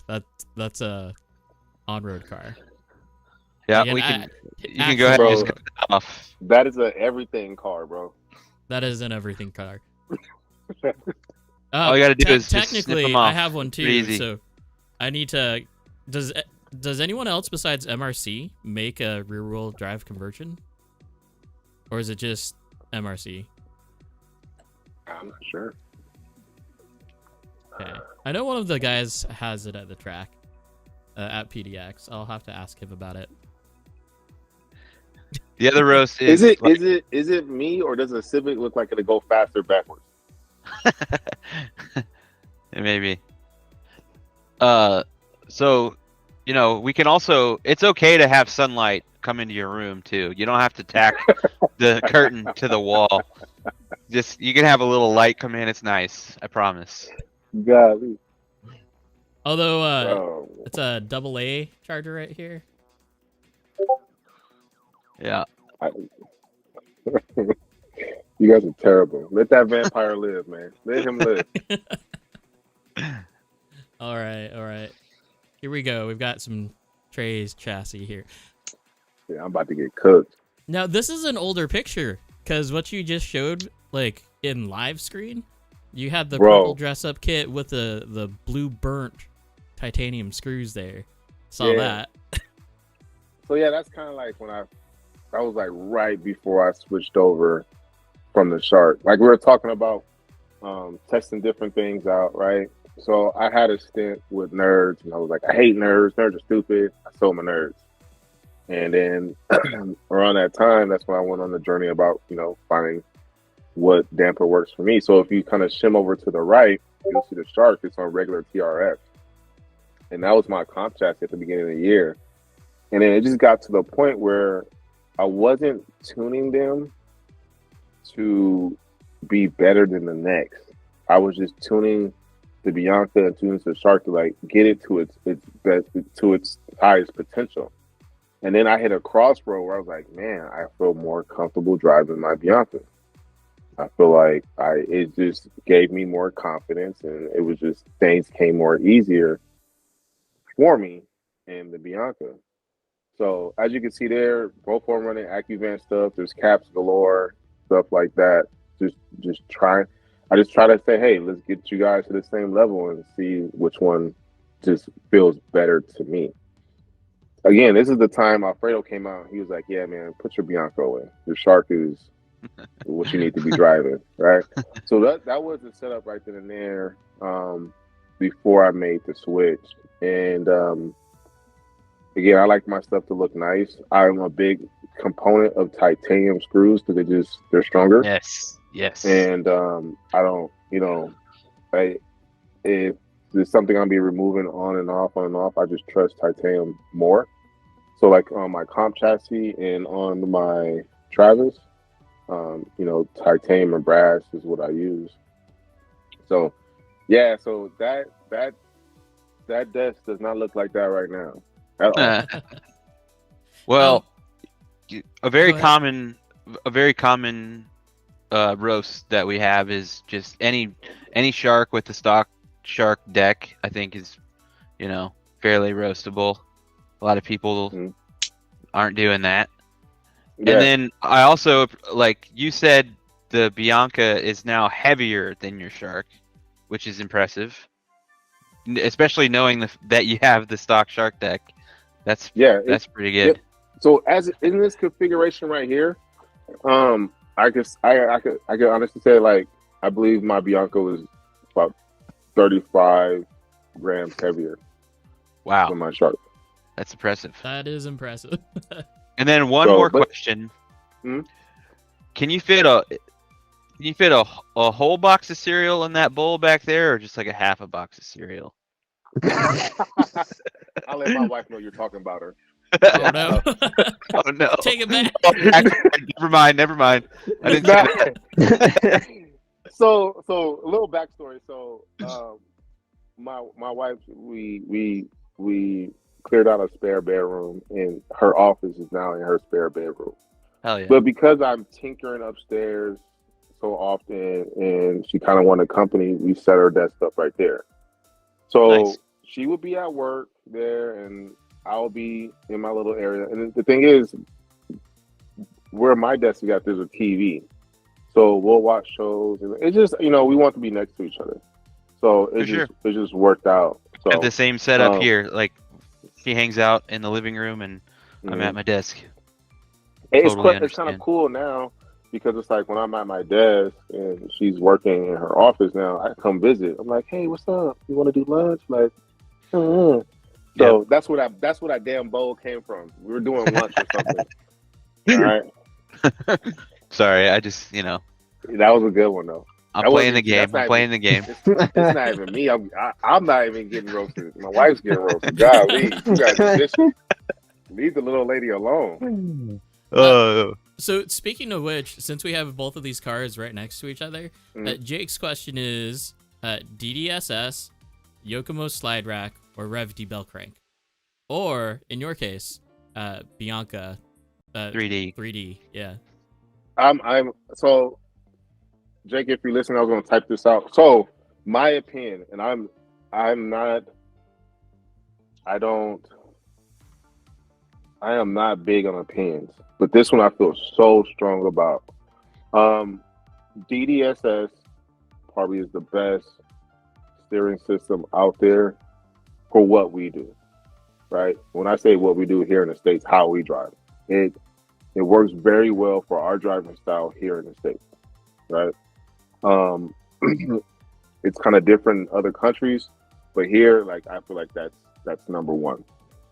Now, like my personal pick, yes, DDSS one, Hycotech 3D, bell crank. I would say VX Doc on the wrap up next. This steering system is legit. It's very good. Rev D bell crank, Yokomo bell crank, and then Yokomo slide rack. Again, someone could curse me out. I don't care. Slide rack is terrible. Terrible. That's me. It's terrible. I don't care what you say. It's terrible. I do not like it. It induces so much bumps there. It requires too much maintenance. If you get something in it, it fails. Do not bring me slide rack anything. You might make me sick. But isn't the Travis 2, the VX Doc 2, isn't that a slide rack? It is, but it doesn't work like a Yokomo slide rack. It's yes, it is very contradictory. It's very, thought-provoking stuff I'm saying here. But the Yokomo slide rack, I can't do. I don't know. I just, I'm glad you pointed that out, because yes, it works. It's not the design. It's just, or the philosophy behind the design. It's just Yokomo's design. I just can't do it. Yes, look, Jake said the same thing. Yeah. Oh no, I have one too. Like I'm 100% on board with you. Yeah, man, that thing is butter. It's just that not many people are able to get their hands on it. But yo, if you get it right, it's a sick steering system for sure. Yep. The RC Art bumper is really cool. Like, that was just from RC Art?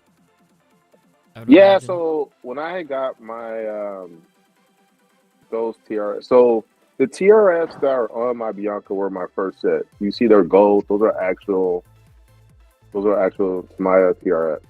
Then I got my TRF set that you see on the Shark from RC Art, and at that time, they had that bumper in stock, and I was like, "Oh, that's a cool bumper." Everyone and their mama's running the Shark right now. I just want to run something different.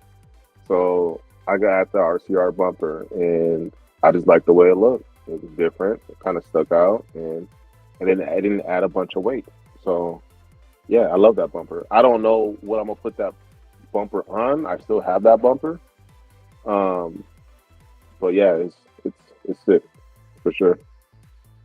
Oh, are you like a big caster type of guy, or are you not so much? We were talking about that. Yeah, I like caster. Like caster. Yeah, I like caster. I don't think I'm on the extreme end as some. But yeah, I use a bit of caster in there. So So you see those weights there?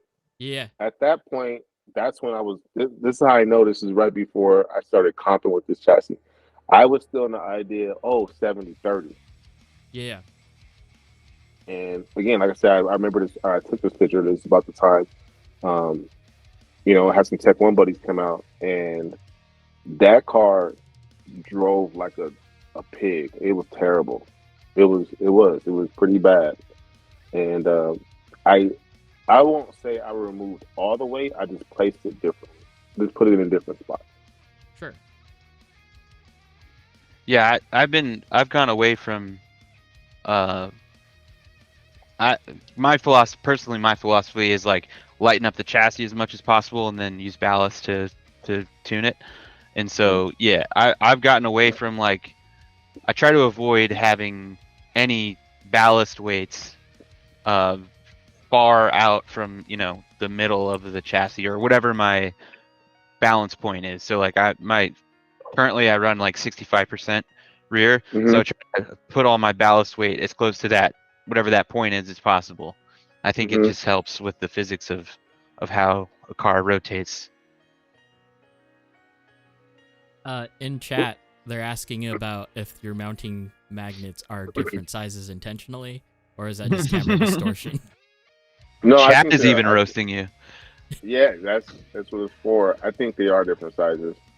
Listen, man, I answered it. I will never shy away. Like, bro, this is all. I'm all for the community. I know I was gonna get cooked, bro. It's just fun. I also noticed one of the other ones was broken too. So You didn't have to say that. That's the thing. Like, you chose. Like, when we choose violence, it just gets all bad. I did let it slide, and then Yeah. I had to jump on Yeah, there. it's a little. It's a little. Yeah, that one's chipped up.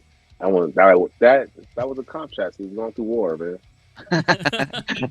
Now, question about your shark though, because you mounted your shocks in front of your shock tower, where I don't know. I run mine behind with a really big extension. Any reason why you have yours the way they are? So, I was talking to my buddy Purple in Japan, and when I got the Shark, the first thing I used, again, if you build anything new, in my eyes, if you build anything new and you're trying something different, it's going to be a big learning curve, and there's going to be a lot of growing pains. So, what I didn't have before, which I wanted, was TK mounts. So those TK mounts are up front, so that's how I'm able to run my suspension like that. Also, when I did run it with the standoffs that were recommended, I ran it like that for 2 weeks. I just did not like it. I did not like it. The rear just felt like it. The leverage was weird. The leverage was weird for me. It creates a weird leverage point, especially when we kind of like in a pro torque setup, like a 4-gear setup. It just was a lot for me. When I went away from that and I mounted the dampers directly to the arms, I feel like I had more feel. And I still, again, this is a time we were tuning for speed, and that chassis to the right, I swear it was owned by Ricky Bobby. It was fast. So that was kind of the thing. Like, I just wanted to switch it up. I was never a fan of the standoffs being that far back. as you can see, I was running the Rev D arms. I'm like, I get one good hit and then bend something, I'm gonna be irritated because in my eyes, it's kind of avoidable by design. You don't have to run it like that. It was just suggested to run it like that. So when you're looking at the Sharks over in Japan, which is under Curiosity, they didn't run it with standoffs. So that's where I got the idea from. Like from a physics standpoint, what you have there looks like it makes way more sense. Anyways. It felt better to me. Yeah. You could run it with the standoffs, and I've driven other people's car with the standoff. But for me, again, it's kind of like your input is your car, so it should be catered to you. You know? Yeah, totally. And it just was one of the things I just was not really digging. Gives me something to try. Try it, man. Try it for sure. You know, I like compact situations. I like compact packages. I just think everything it has a place. You know, I just didn't like stuff hanging out there like that. So that's one thing. Like it was immediately changed.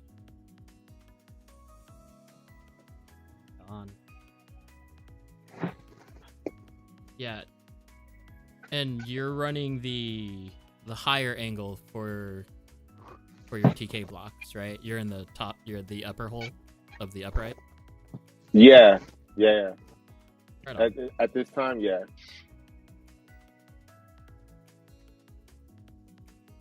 Okay, let's keep on going.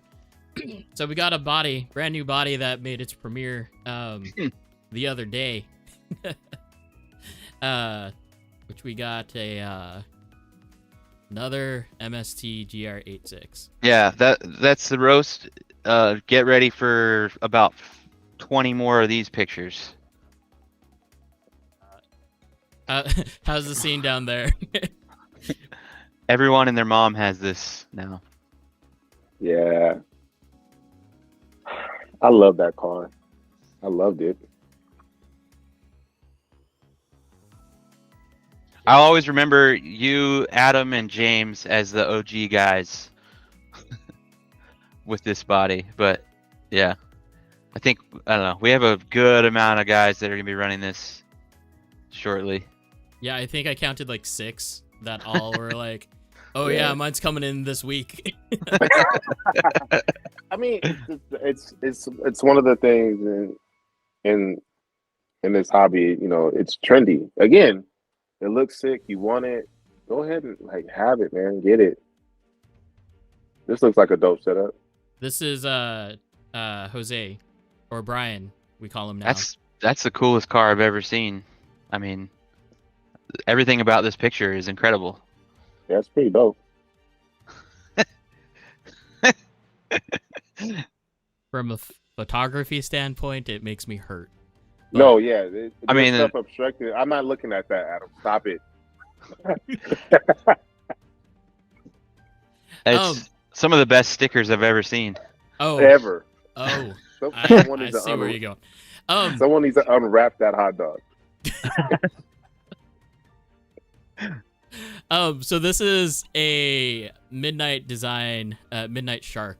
So our guy Lance up here designed this. Actually, Alfredo won the raffle for it because he got one over at Super G. But this is the latest iteration with the available optional high battery mount. Yeah, man. See, the options, the tunability is limitless. Let's go.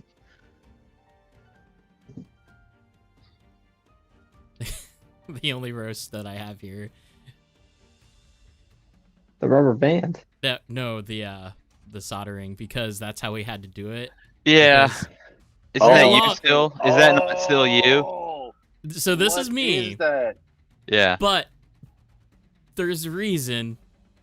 Actually, I don't even know if this is me anymore. But what had happened is that the previous owner before Jose got it was trying to fit it in an RAR, but the motor terminals were too long, so he shaved them down so that he could get it to fit.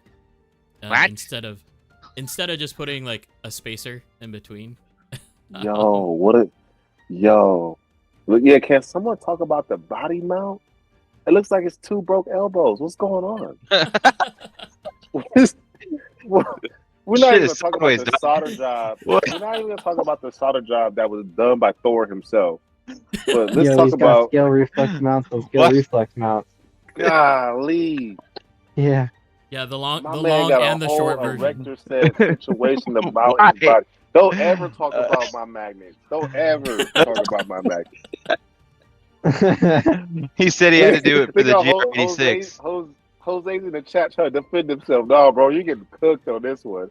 It's a wrap. Oh, he's There's been no- cooked multiple times. Believe you me. Brian gets cooked weekly. Hey, long as he laughs at it, man, that's all that matters. No, it's all fun for sure. Oh man, there's some strong body posts back there, fellas. I love, that's one of the best thing. Oh yeah, look at that sticker. That thing's cool. One of the best things about this hobby is just the level of bro engineering that goes on when we're at home and Oh, we're my just trying to make goodness. something work, and we just have to we got to do what we got to do with the parts that we have. And then you get masterpieces like that. Yeah, one quick thing. I need Ben to stop talking about my magnets, okay? Because Jose's car is the only one I know that goes to the gym. Straight up. leave my magnets alone, sir. So I see we have a Bianca up here. That's nice. No, Bianca. Not Bianca, I'm sorry. I'm losing my mind. Wrap up next. Travis too. Yeah, so this is Austin's new project coming up. Yeah, you're gonna have fun with that. You're gonna have fun with that. It's a fun chassis to set up because the design is so unique and different. You know what I mean? Now he does have the V1 uppers on here. Yeah. Any recommendations for that? Because my problem with them would, like, I hate scarring up any threads with a set screw. So I would put a M3 nut on there and just tighten it up. Hold on 1 second. Hold on 1 second.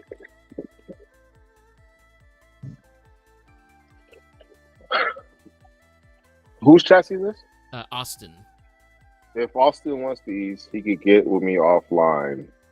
These are V2s. They're just chilling. Austin, you hear that? So they're just chilling. I don't think I'm going to use them. They were going to go on this guy, but I used the Red B. So I don't think I'm going to have a use for them. They're really just sitting there collecting dust. So that way he won't have to. I don't think he will have to do that with the version 2s, right? No, so the version 2s you just use a set nut like you do with a version 3. Yeah. So yeah, we're just chilling. Over here, we've got another Midnight Shark. Hey, what are your feelings on IFS or the push rod suspension? I'm not gonna say it works. I mean, I'm not gonna say it doesn't work. It clearly works for a drifting application, but for me, it just screams race. With it being laid down like that, I've seen multiple people get it to work. I mean, overdose based the GOM off of this design. So I'm not gonna sit here and say it doesn't work. It does. Aesthetically, it doesn't do anything for me the way it looks. And then two, like tuning from a tuning aspect, I just feel like when there's too many moving parts for me, I don't like it. Yeah, I think it's just overcomplicated, and it's like if you look at why that is done and the cars that it's done in, We just don't have that reasoning or validation for it. Race. And yeah, like, yeah, it's done in an F1 car where the body is, a foot wide at the front, because it's just a packaging situation at that point. I don't really see the justification to overcomplicate our suspension like that. I mean, at one point in time. At one point in time, with like the CS cars having their shock towers so tall, it used to be a clearance thing. Yeah, that's MST did that, like with their FXX and with their RMX. I don't think for a performance standpoint, more for just clearance for bodies. Yeah. It's like the solution. It's a solution to a packaging problem, which I don't think we really have. For the most part, unless you're running some crazy, unusual body. No, we don't have. I mean, even with the body, I don't think that's an issue. I mean, because the shocks are at the top of the bulkhead, so it's kind of like the same mounting position of a regular shock that's vertical. So, like again, it just wasn't one of those things that piqued my interest. I'm not gonna knock it. I've driven people's cars with it. It works. It's nice. Yeah. But for me personally, do I want to deal with it? It's just something that it doesn't interest me. Yep. You know what I mean? It's kind of like, an LCG car. It did not interest me at all. It works. I've seen people get down with them, but it's just my preference and style. Like, I will be very prideful of that, because if we don't have that, if we don't have a preference or something that you could attach yourself stylistically to, then we'll all be driving the same stuff. Mile High, they benefit the user who wants more front roll. Yeah, I can see that, but at the same time, I feel like without like the taller upper arms, or the higher mounted upper arms, it's kind of like negating that fact too. Just like P&W Runner said, the GOM, exactly, like the GOM from the jump was designed with that in mind, and where they have their position makes a little bit more sense. Again, I'm not going to say this doesn't work, and to Mile High's point, I would agree with you, but I can achieve that in the traditional setup. I achieve it with my Travis, just changing how and where and what components I put in my dampers. They're still vertical. You know what I mean? And we're all right and we're all wrong at the same time. So it's, again, I think it comes down to preference. To Mile High's credit, like if he's someone that uses it, or if other people use it, they wanted to make that work, and it was something about that they loved. Yep. And that's the cool part. I'm not gonna sit here and say it doesn't work. I know it works. I know it works. I've seen it work. You even touched on that earlier in the show, of like, it's not about what other people think. It's just about whatever you want to do and try and use is fine. Even though I can sit here and say, it's IFS setup on a Shark isn't for me. It doesn't matter what I want. It's about who owns that car and what they want to do. And there's no right or wrong way to do anything. It's just, you're allowed to just want to do something. It's fine. You don't have to justify it to anybody else. Exactly. I don't, you know what I mean? So I really stay away. Again, this is just me personally. I stay away from that. I like when dudes or gals or people just like figure stuff out on their own and make it work. You know what I mean? Because, you're bringing one, if not many, different things to the hobby. I mean, if I see this guy's car and he's ripping it, and I'm like, yo. Yeah, I mean, Austin's a great driver. Yeah, like, what are you doing? Like, what's this and this and that? And he could talk about it, and he could articulate it, and he could teach me something. Then, yo, he's a master of that. Straight up. Like, that's what it's all about. This is one of the faster cars at our track, so it's not like it's slow or anything.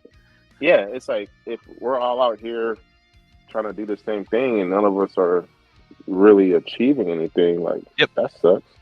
Yeah, then we don't gain any ground if we're all just doing the Yeah. same thing. Yeah, I don't like that at all. Yeah, absolutely. Cleanup tip for Austin though, because of the receiver that you're using, it's the non-E version, which is totally fine. But we do have redundant antennas in the R334 receivers. So if you wanted to, don't be like Jake and just rip out the antenna. Go ahead and open up the case, and then there's a little I forgot what they're called, but it's like a little coaxial cable connection that you can just pop right off and pull the extra whippy antenna out. So, if you want to. Not a have to, if you want to.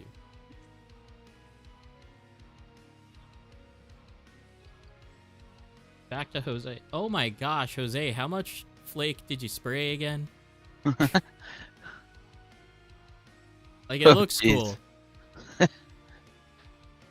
My favorite part about this body, and like the whole aspect of like the addiction line of their wheel arches now, is that this little hexagonal shape gives you so much room for wheel. Yeah. Like, it's like you don't even have to fit the body on like exactly anymore. You can just kind of plop it on, and it kind of just works. Yeah, that's nice. I just had to cut a bunch of plastic off of that to make my front end work. On your E92? E36 Ti. So I'm a roast DJ one time. It's not the body, it's the car. It's the MST. What? Oh. I had to get one in there. DJ, your car is phenomenal. I bet. I'm just giving you. He rips it. He rips it for sure. I mean, we gotta give him some universal MST hate, just not too much. Yeah. He's about to come over to the dark side, though. Hey, can I say this? And hopefully I don't offend anybody. Please, Lord, let me not offend anybody. But DJ, you're in a good spot, because when I say you're in a good spot being an MST owner, and I'm not saying this, I'm just saying this from the community. Red Cat has took MST spot, okay, as the most hated on anything in the community. I don't understand where the hate comes from. It's crazy. Oh, right. It's surprising because we have some pretty good Red Cats, RDSs that are up at PDX. I'm sure Trey would back me on this, but Cody Welker down in Tandem, his car is fast. He's a great driver. Right. Again, I don't know where the red. Why can't things just live? Right. Yeah. If I didn't buy it, or if I'm not putting my money up or my time in it, like, where's that? Why is the hate? Like, and I was just talking to someone about this the other night. Like, my issue with MST, and I used to love MST, especially if you come from like counter steer. I love MST.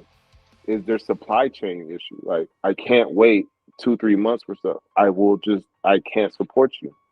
That's a personal thing. That's my only real issue with MST. Yeah.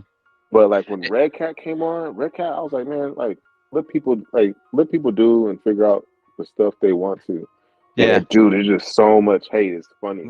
With the Red Cat, if you actually look at the chassis, it's like there's so many things on that come included that are, check boxes that I would tick off as far as things I want in a chassis, right? Like, I think more than a lot of other stuff, it ticks a lot of boxes, really.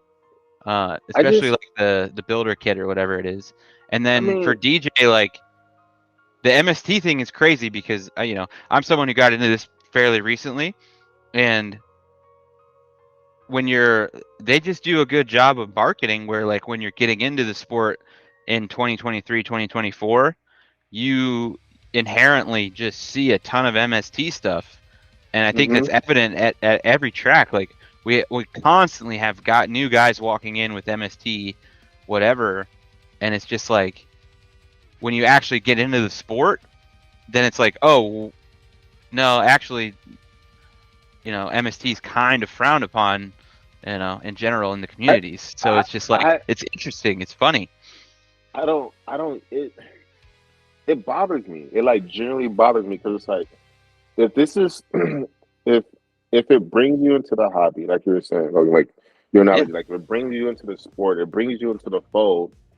Why are we not celebrating that? You're here. You Yeah. arrived. You're here now. You're one of us. You're one of us. You're one of us. Yes. Right? So I don't understand. Like I don't understand. I don't have the knowledge to tune MST because I've never had one. I don't hate it. It has a purpose for whatever purpose is that person to decide, right? DJ, if you love MST, love MST. You will never get any hate from me. I don't understand where that comes from because it's like, dude, once the body's on, who cares? Who really cares? You get what I'm saying? Yeah. If the body's on the red cat, who cares? Yeah. You know what I mean? For DJ, like, okay, I think for him it's just a case of like it's what he started with, and it's I mean, I'm kind of speaking for him here, but you know, like he has an RDX now too, but like had an RDX, but like he started with that MST and has just upgraded it and upgraded it and upgraded it. In the process of that, bought an RDX and then never drove the RDX. He just likes driving his MST, and I think he's not even like an MST fanboy. It's just like he likes driving that car. Although he is coming to the dark side with me very soon. And it just checked all the boxes for him. And like Ben was saying, like, you know, he said, I think the problem with the Red Cat is that it was advertised as a RTR competition spec chassis. Yeah, like we're not. I agree with you. And me and Ben had this conversation. Marketing is marketing. How else are they gonna how else are they gonna pitch it? If you're in a room with 6, 7 other people, how are you gonna pitch a chassis that's gonna make people wanna, you know, drive it? So that's a whole separate thing. But once you have it, and if you're trying to learn the basics and you're trying to improve not only as a driver but as a tuner and understand like how to have fun with this, why does it matter? I really don't. I don't understand why it's like, oh, you're right. You gotta. I've literally seen like, oh, you got a Red Cat. Oh, okay, that's cool. And like, dudes will avoid other people. Like, bro, like, you're gonna catch COVID-24 or something. Like, what's happening right now? Yeah. What's going on? Yeah. It's just weird energy, man. Like, I feel like here's my thing. I feel like if you're really about it, if someone gave me a car, if someone gave me someone gave me a Red Cat, MST, a freaking any type of YE2 variant, a GOM. Like, my goal is to try to get it to a high level. Like, that's it. That's all. Like, that's the fun part. Like, getting it to a high level. No one wants to suck all the time. You don't get on Call of Duty and be like, yeah, I'm cool. I got 2 kills and I died 57 times. You're not. If you're cool with that, like, you need to go like read a book or something. Do something real calm, like, because I just don't understand. I stay away from FPS just because I can't. See, you're part of reading a nice magazine. I think a lot of the issue comes from like MST they haven't been successful in making something that like highly competitive people want to drive. That's not true. Like, that's not true. Yeah. The RMX, the very first version of the RMX, when nothing else existed, right? No, I mean, it's in the current era, I should say. Yeah, their innovation is a little behind, if that's what you're saying. Yeah. They tried with the MRX GT, and it doesn't seem like that really took at all. It's just the point that I'm making. I agree with you. I understand that. I totally understand that. But please don't crucify me for saying it. Please, people. Please. I mean, I have an RMX VIP, like one of the original with a Razor conversion. It's one of the best chassis I've driven. But now it's just wall art. Yeah. And I hope I don't get crucified. Is the MD2 is the MD any MD variant better than the YE2? And here's what I'll say, right? I think it's all about turnkey solutions and just our generation wanting stuff done now. Like, if you talk about MST, you put in the time, you put in the effort to tune, right? If you buy an RDX, if you buy a YD2, if you buy an RD 1.0, a lot of the work is already done for you, and you can just get out there and go. And even the RD, the 1.0, and especially the RD 2.0, I think between an RD 2.0 and a YD2Z, which is my first car, you're already like 10 steps further down the road than you were. And to speak to Trey's comment, like, you know, I started on a YD2Z, and now this car is an MD 2.0, and I definitely think it's better. But yeah, we're further along the timeline is the main reason. Like, but my point is, I don't see the MD being leaps and bounds over any YD2 variant. That just might be no. Like, and if you're talking like endpoint, it doesn't do anything. It doesn't No. do anything significantly better than the last version. That's my claim. Yeah. But I think that's kind of true across the board. Like, there aren't a lot of cars that are leaps and bounds beyond anything else. I think you can make a lot of stuff Right. do whatever we want it to do. Right. And just like the question about steering, I kid you not, when Jake was asking me about steering, I feel like the DDSS is leaps and bounds. I feel like I've seen people put DDSS on whatever car they have, and they drive significantly better. Straight up, I've seen it too many times. Like, that is an innovation to where you're like, okay, this is something that's crazy. I'm talking about, I've seen it over 7-8 times with different people. 7-8 different people put a DDSS on. Even my son could attest to it. He had a bell crank, he went DDSS, and now he's a whole different driver versus what he had before. So I agree with you. Like, there isn't that much innovation, but where we're at right now, we're good. You know, like, look at the GOM. Everyone, bro, people talk so much trash about overdose. Bro, let overdose be overdose.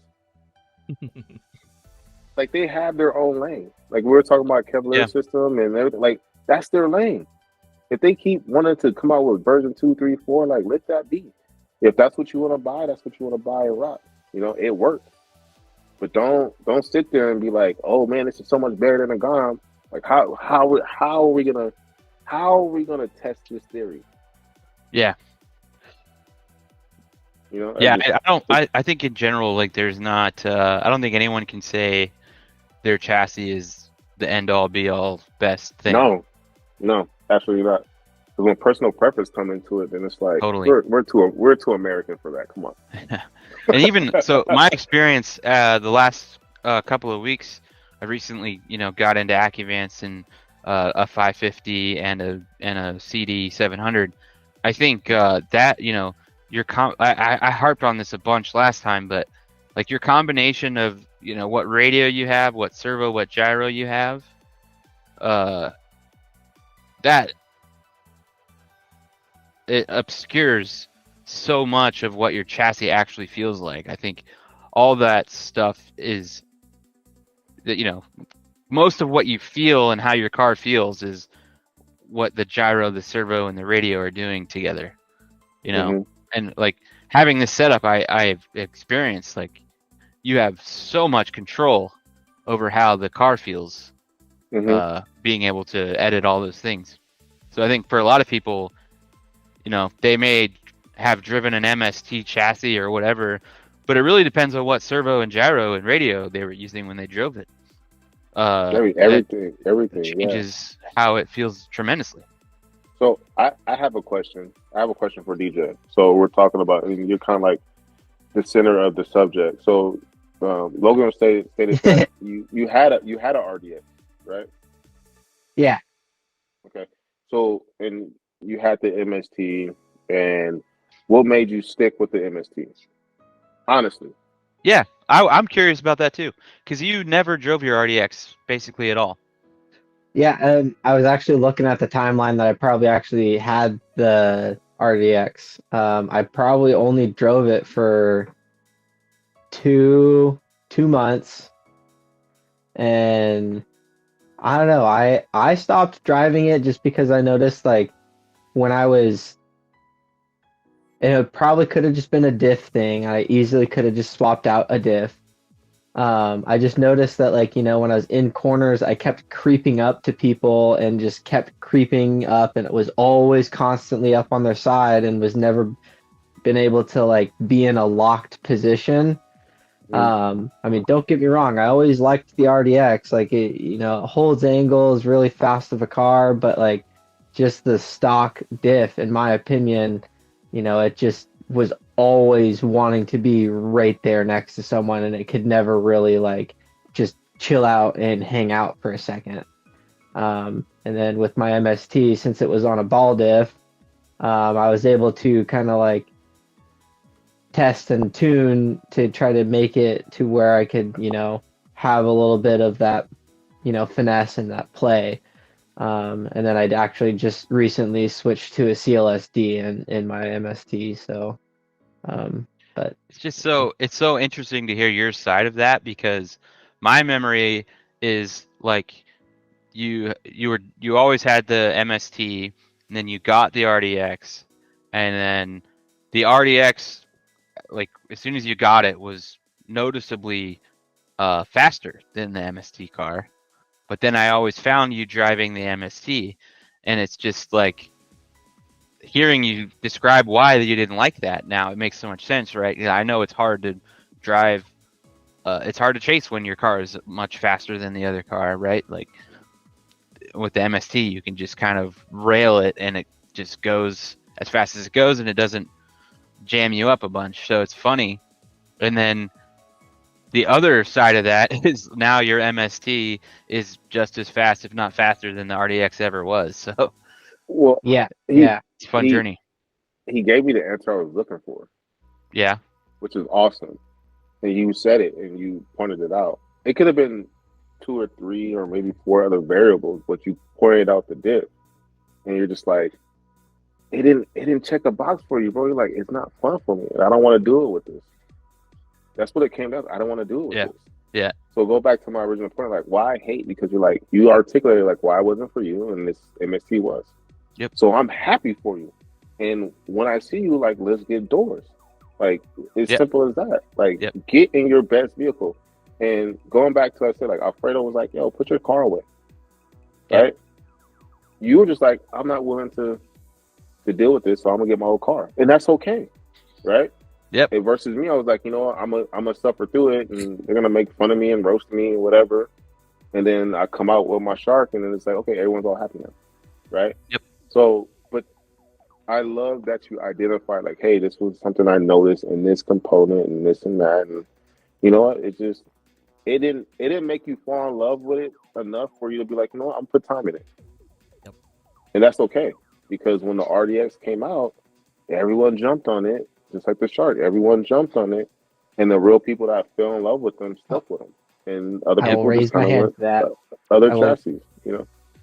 Yeah, I will literally raise my hand to the everyone hopped on the RDX game, because I got the, well, I don't know, like the second shipment of them, and like I got it in April, like, you know, pretty much right when they dropped. Like I got it right when they came out, and another reason why I got it was for like just another chassis to have to see what I could potentially turn my MST into. So I wanted to have like another car to see like, okay, this is what like an actual chassis should feel like.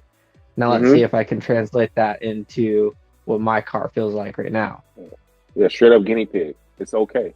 That's dope.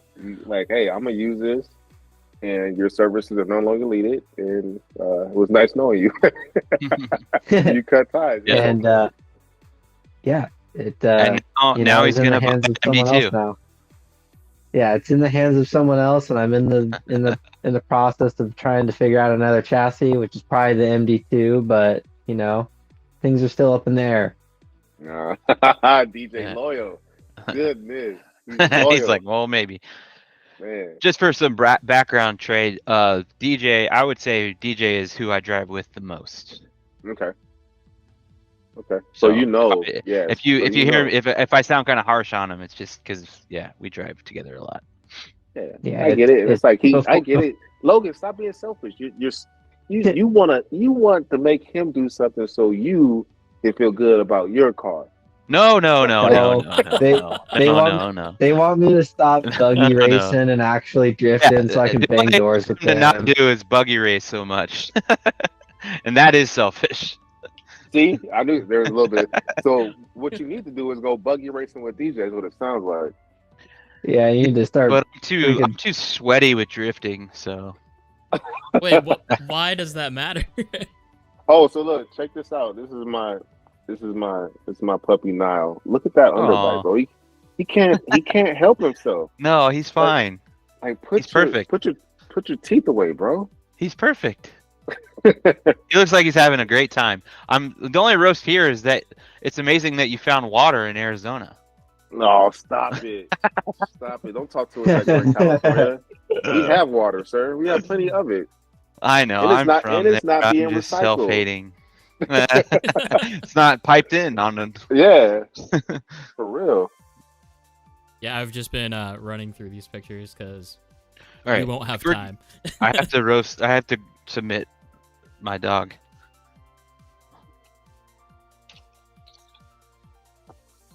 I know I had to put a picture of my quote unquote dog in there just to feel on board with the doggos. I have to bribe him with treats to get him to come near me. Yeah, I'm surprised. Neither one of my dogs are around right now. He's trying to drink my beer. Logan, I don't know if that dog's supposed to be in your lap. He likes it. Oh, he's in trouble. Oh, we found DJ's temp dog. Is he? Yeah. Oh. It's a track dog. The owner's dog. But Izzy is always there to greet me. That's my dog now, actually. Oh, yeah. She's not with me currently right now, but, that's my dog. Is this where DJ spends most of his time at? Yeah, the track. Yeah, on the track owner's pit spot with the dog in my lap. You can't be submitting evidence like that, man. I'm trying to stick up for you. He's Kevin's stepson or adopted son at this point. I mean, we call him Big Buggy Guy for a reason. Yeah. He's a buggy guy that happens to also drift on his free time. Or am I a drift guy that also happens to buggy? No, you're not. No, you're not. Like you're a buggy guy that drifts. Oh, okay. Hey, did you want to hear my I don't know how much time we have, but did you want to hear my my mystery question? Yeah, let's start off with that. Yeah, because I'll go last when answering because I have to think about it. So like you guys, you all drive with people you know at your local track and stuff like that. So this is something I don't think we talk about enough, and every doesn't matter if like at work or sports or hobby or if I'm a fanatic, sports team, we have a favorite player, right? Yeah. So who is your guys' like favorite RC driver right now? Like you could just sit down, like I'm not driving right now, but chill, and you just watch that guy or gal. Like who's that favorite? Who's your favorite driver? Like, are we talking about nationally or just local track guys? Period. Like right now, you're like, man, like if you see, like there's a couple people like I would literally just I'll chop it up with them, talk to them, and then I'll hang out, just watch them drive. And I'm like, yo, this dude's sick. Who wants to go first? I have mine. Gotta think. Yeah, gotta think. That's why gotta think. It's a mystery question. Mine is Justin Wilming. Shout out Justin, huh? Yeah, he comes down and whips our ass every month, and he's done really well at Super G, and he's rock solid. His car's fast. as far as people being consistent, in and out of comp, like for me, there's a huge difference between like out of comp and in comp between my consistency. And with Justin, I just don't see a difference. He just does the same line every single time, whether or not it's a battle or not. He's also easy to drive in front of too. Like you know that he's not gonna sandbag or do anything weird to you. Yeah. Yep. What about you, DJ? Yeah, I was gonna say that's a rough question for me just because I don't know like many people outside of, our PDX side. I've, been down to Super G, but there wasn't many people that was just like, oh my God, like I know who that driver is, or I want to go know who that driver is. But like, I don't know. That's a rough question for me. So I mean, any one of my local guys, I tend to just watch. I always just watch any of the local guys. I also love watching all the, people come from, up north. All those guys come down too as well. Pretty much just anyone at the track. I just like watching. Like today, I was at the track all day today and only ran one battery pack just watching the 4 people drive. What you, Adam? I don't think I have a favorite because I think what it boils down to me is when I'm not driving, when I'm just watching everybody else drive, either taking pictures or just like batteries charging, and I just don't want to drive. When I can, like the other night, we had a train going of like 6 or 7 cars, as if it was nothing, and seeing that, like the progression from literally nothing, to holding those trains that's what does it for me. Like, as far as a named driver, I don't have one. Yeah. So Mile High said, hey, if we talk about duos, for hands down, shout out to Mile High for saying that. Dan and Raquel, out in Colorado at Scale Science, I'm talking about sick, bro. Sick, nasty work. They, man, and it's a scary duo too because they usually run the same paint scheme, so you don't know who you're dealing with. That's sick, bro. Like that's like I walked up to Raquel like, oh, that was dope. She's like, I wasn't even driving. That was Dan. I'm like, yo, Dan, that was dope. That wasn't even me. I wasn't even in the restaurant. That was Raquel. Like, yo, it's it don't matter. It was just that. Yeah, you talk you about can even duos, tell the for difference. Sure. For That's sure. pretty impressive. When we're talking about like for me, like on a consistent basis, like my boy Austin, like we talk about consistency. When he's locked into like not playing around, not messing around, like he to me like he'll come on and be like, yo, this is what I'm gonna do, and he'll do it. Like I don't know if any of you guys ever skated, but that to me is always the dopest. Like, yo, I'm gonna go land this hard flip over this this, you know what I mean? Like he just gonna go do it and then go is do Austin, it and then be like, is Austin still in the chat? I'm not sure. I'm asking chat. He blew up his trans, so I know he was dealing with that. Oh, yeah. But yeah, no, like he always kind of inspires me that way. Like I know I'm gonna get a solid lead, a solid chase with him, and then two, like the conversations we have are always dope. When we talk about like competition wise, this year is undeniable, Brett. But like watching him, like if you don't watch his car, watch him. Like the dude is in the car, bro. He's in the car, and that's how much of a feel the dude has for driving. I think that's crazy because sometimes when I'm driving, I suck at comps. I do. I'm always worried about, I look stupid up here. That dude don't care, man. I think Brett's probably one of the dudes that could drive naked. He don't care.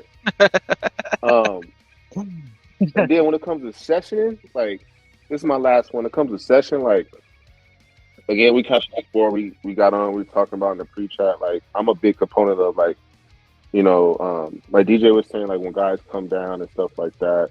I know for us in Arizona, we're a big component, like defend our home track.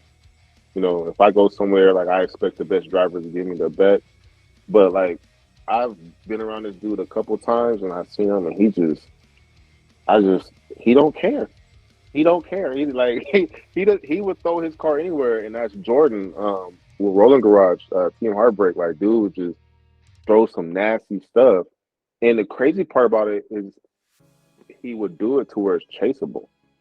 It's like putting his car so deep in spots, but it's still chaseable. But it's like, are you willing to go there with him at that speed, at that rate, knowing you're not gonna crash into him or wreck into a wall? So like he is careless when it comes to throwing angle and then holding it. It's just, I think that's dope. I'm a big fan of that, and that was one of the questions I want to bring up, because I feel like in the community we do that a lot. We don't do that. I don't think we do that enough, bro. Like, it's all right to say, yo, right now, like you kind of my favorite right now. You know? On that note, I would honorable mention, as far as people that I like to drive with at our track, by far my favorite trio of people is me, Jake Daughter, and James. Yeah, we get going, and it's a blast. It's super tight, and we all, none of our cars feel the same driving them, but they link up really well, and that's super enjoyable when everyone, like, you're with a group of people and it takes no effort to stay right with them. Dude, like that's too, like, my favorite team right here. They're local. My favorite team to watch, like, even their chemistry, like, they're talking, they're figuring stuff out, is the Style Overall boys. Like, I've seen those guys progress so much, kind of like what DJ was talking about. Like, I tried this, tried that, it wasn't for me. They just they go to their own beat, man. I think that's cool. And they're so unorthodox in how they approach tuning, but they make it work. They make it work, bro. Like, I tell you, those guys have balls, because I'm like, I like, something in me just doesn't feel right. They make it work. And if it works and it's consistent and it's chaseable and it's leadable, yo, like, it's dope to me. And I've seen each and one of those guys on that team, like, level up. But they did it in-house. That's the dope part. They just didn't, like, they did it like iron sharpens iron. So, like, for sure, like, team-wise, like, as a unit, when they drive, Style Overall duo, Dan and Raquel, you know, my homie Austin, like, the most, like, Austin to come out and be like, yeah, I'm gonna do this. And then, like, put his transmitter down and go get a burger. Like, bro. Yeah. Like, to me, that's cool. That's cool. Like, so, you know what I mean? We asked Ron about his favorite food spots down there. Do you agree with what he was saying, or? Yeah, I tune in for that. I don't do Sonic, bro. So I don't. You know what I mean? So there's other places, you know, around there. But for anybody that's coming from out of state, that's visiting Arizona, there's several other spots around Tandem. I'm old and lazy. When I'm there with my son, we just order Domino's. So, like, it works, man. It works, man. If you don't have, let's see, is there a Cane? There's not a Cane's very close to Tandem, is there? Nah, not that I know of. There's an In-N-Out like 2 miles away. Yeah, it's like one of those. It's like like one of those. In-N-Out's alright. Yeah, it's, you know. In-N-Out is hype. No, we're not gonna have this conversation. No, listen. No, look, hat backwards. He's putting the hat backwards. We're not. Real talk. This conversation. No, I don't want to hear it. It's good. Listen, I just feel like some blasphemy is about to come out, man. It's crazy. Nah, man. This is now roast my food joint. No, let's not do that, please. Okay. And you know what? So we're too far away. Like, this is a local thing. This is a local thing. Yeah, fair enough. Yeah, I feel that. Like, I don't know. I will tell all of our local people, as far as burritos go, up here versus in Arizona, just forget it. Don't even, just give up. Don't even argue with me. Are you I- talking about like the Best- real Mexican factor? I've yet to find a burrito that was on par with the worst restaurant I go to in Phoenix. Best Gatorade ever, right here. I If will you try want to that. make me happy, just you know what I mean. Lime cucumber, it's best. You're welcome. Okay, hey, let's bring up your other questions too, Trey. And I need a little bit more enlightenment on this one. Okay. What is your favorite RC product and why? Oh man, There's so many. Like, where do you want to go with that? I have one, and so shout out to my buddy Dalton. He got one. It's a life changer. Let me grab it. I'll show you guys. I love this for quick adjustments, and as long as you have a steady hand and you can do it right, and you have a caliper, it'll work. Hold on one second. Because I'm so intrigued now. I'm like, I don't know what he's about to It's show not. us. It's not. It's listen. It is. I am not reinventing the wheel. I'm just old. I have glasses. Okay. I don't have time to look at little increments. So, I purchased this Sky RC digital camera Okay. gauge. Okay. So Yeah. I did test it out. On board. I put it on a flat surface. I used my Yokomo camera gauge, and I said, hey, I'm gonna put, the front at 7 degrees, and I pulled this guy up, and I put on 7 degrees, and all 4 corners. Like, all right, it looks like it's pretty trustworthy. And I started bringing it to the track with me, and it's been a lifesaver. It's small, it's compact. When I'm reading it on the gauge, or actually on the screen of your phone, it's right then and there. This by far. Listen, now, if you start seeing these pop-up places, just know it was me. Okay? This by far, I love this gauge. And it's, when I'm tuning, it's quick, and because you're never going to get the perfect degree or perfect, like, let that go. You know what I mean? You're just trying always some error. Yeah, you're just trying to get as close as possible to where everything is in harmony. So, I love this digital gauge, and again, I tried it out for a while, and I don't have many like regular gauges, because between me and my son, we have several tools and stuff like that, but I haven't touched my Yokomo gauge in a while, unless I'm again, baseline, making sure I'm setting something. But while I'm at the track, real quick, I love it. I love it. That's a pretty good one. On sale for $49.99 at the time of this video. Available on AMain and Amazon. It's actually cheaper on Amazon, but I don't know who's selling it. I think I got it on Amazon for like $40. Yeah, about a year ago. $38.99. Yeah. All right. So is that a tool that stays in the apron? It stays in the apron. It does. Oh yeah. It's important. So in the spirit of that one, I do have something for you guys. Okay. You're gonna have to bear with me here, but this thing has been super helpful. It's mostly I use it for soldering. And my vision is, I don't know what it is right now. I haven't been to an eye doctor, but I can see pretty okay.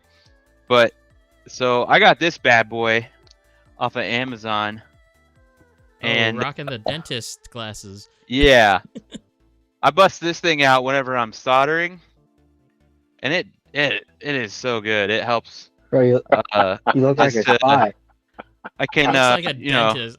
Can really zoom in on. I can see so clearly what I'm doing. Any type of soldering job. It's such a help. I love it. I know it looks away, but I'm sorry, that? Logan. What is that it's small? I'm sorry, man. I'm sorry. Try it out. Hey, don't knock it till you try it. I'm not gonna knock it. I don't know if you cleaning teeth or you like still 6'7" or something. I don't know. Yeah. Go go to the RC track and bust that I out. thought you People are would gonna like be the lining up. What, really you cleaning thought you would teeth like the today? one, so I busted it out for you. If I'm soldering anything, I put this on, and I can just see so much more clearly all the little details, and I can see like way up in there like what I'm doing, and Oh, we know you can see way up in there. We know. Yeah. We saw. Originally it was like Arduino stuff where I was like soldering on like tiny little solder pads, but even doing RC stuff, I still bust it out because I don't know. Maybe I just need glasses. That might be the case. Nah, man. Nah, bro. You keep doing that, brother, because from now on, if I call you Cyclops, don't ask me no questions. What about you, DJ? I've found mine. I just found mine. Oh, for tools? Oh man. No, it's generic. Just It any doesn't RC have to be a product. tool. Yeah, could just be a motor. Oh, I guess that's true. It can't be as cool as Logan's, hands down. Yeah, I mean, I already set the bar so high, so just So high. understand that whatever you got is just down here. At this point, DJ, you got a prestige to pass him. Okay. Actually, no, it's okay. The bar was set pretty high, so mine's pretty low actually, and it's probably something that other people use more than I, which is my tire press. Oh yeah. Oh, I know, right? I actually use his tire press more than he does. Do we have said tire press? What does it look like? Yeah, bust it out. Yeah, here, 1 second. It's just a regular MST one? Yeah, the MST tire press, yeah. Okay, yeah. Adam, Logan, guys, we gotta do better. We gotta do better. You don't have your own tire press? I have mastered the art of building my wheels and tires that I don't need a press anymore, but every now and then we get someone new in and their tires are like really stuck on there, so you know, I know that he has it in his bag, so I grab it. Yeah, here, I'll pull it out just so the viewers can see what I'm talking about, because it is a key thing to have in the pit bag. For other people. Because you never know who's going to ask you, oh, do you have a tire press? And a matter of fact, yes, I do. When you said generic, I thought you were playing. Oh, no. You were playing. Yeah. Oh, so Adam and Logan, listen, this is unacceptable for you to be going through DJ's bag to get something that you could probably purchase at the counter. Well, that's no, whoa. Let's get one thing straight here. We have this is an MST part, so it's on back order probably. Well, no, we have a semi-supportive track, okay? We don't have a full support of track yet. Well, yeah, we definitely can't buy that at the counter. But also, I don't need it. My wheel and tire setup is such that I can just pop them on and off. But you just get the occasional newbie that comes in and their fitment is really tight and you need a tool to do it, and I just happen to know where the tool is. To DJ's back. At this point, I see where DJ is getting all the hate right now. You just called out the entire community right now.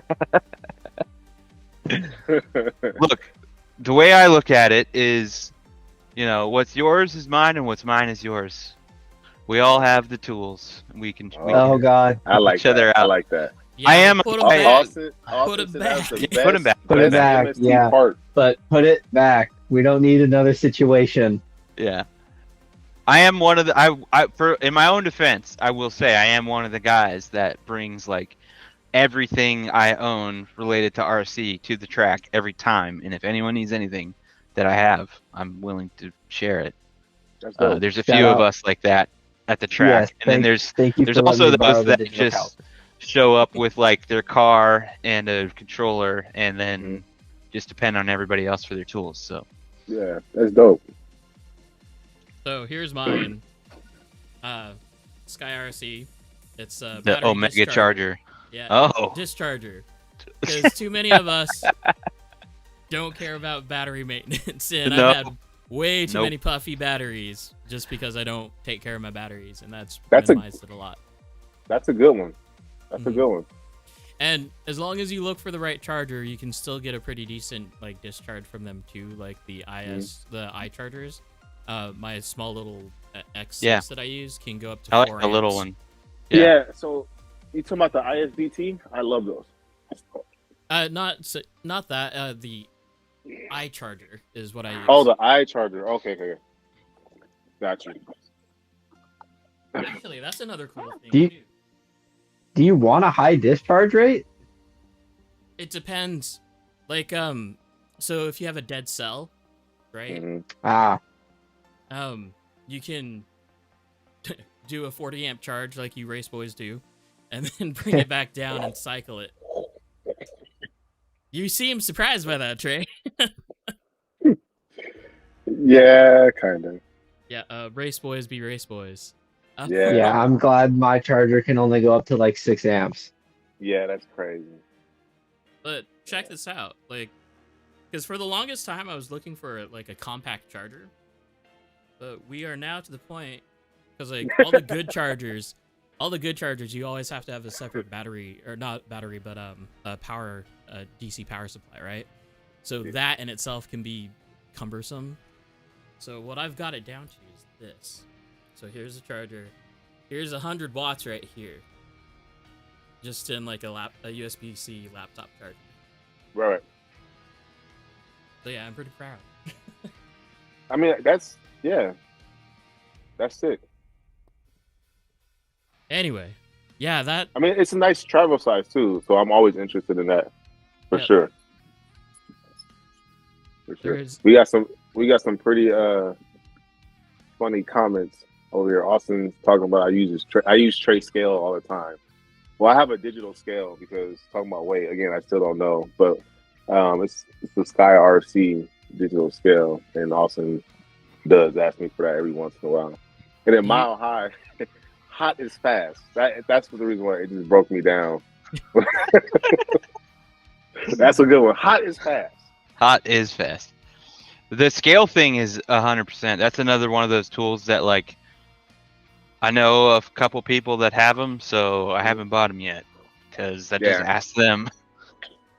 Yeah, so like, since where I live, I'm kind of out here by myself in a sense. Like, I can't really go to a buddy's house. So a lot of the need came from me being self-sufficient with my own tuning and knowing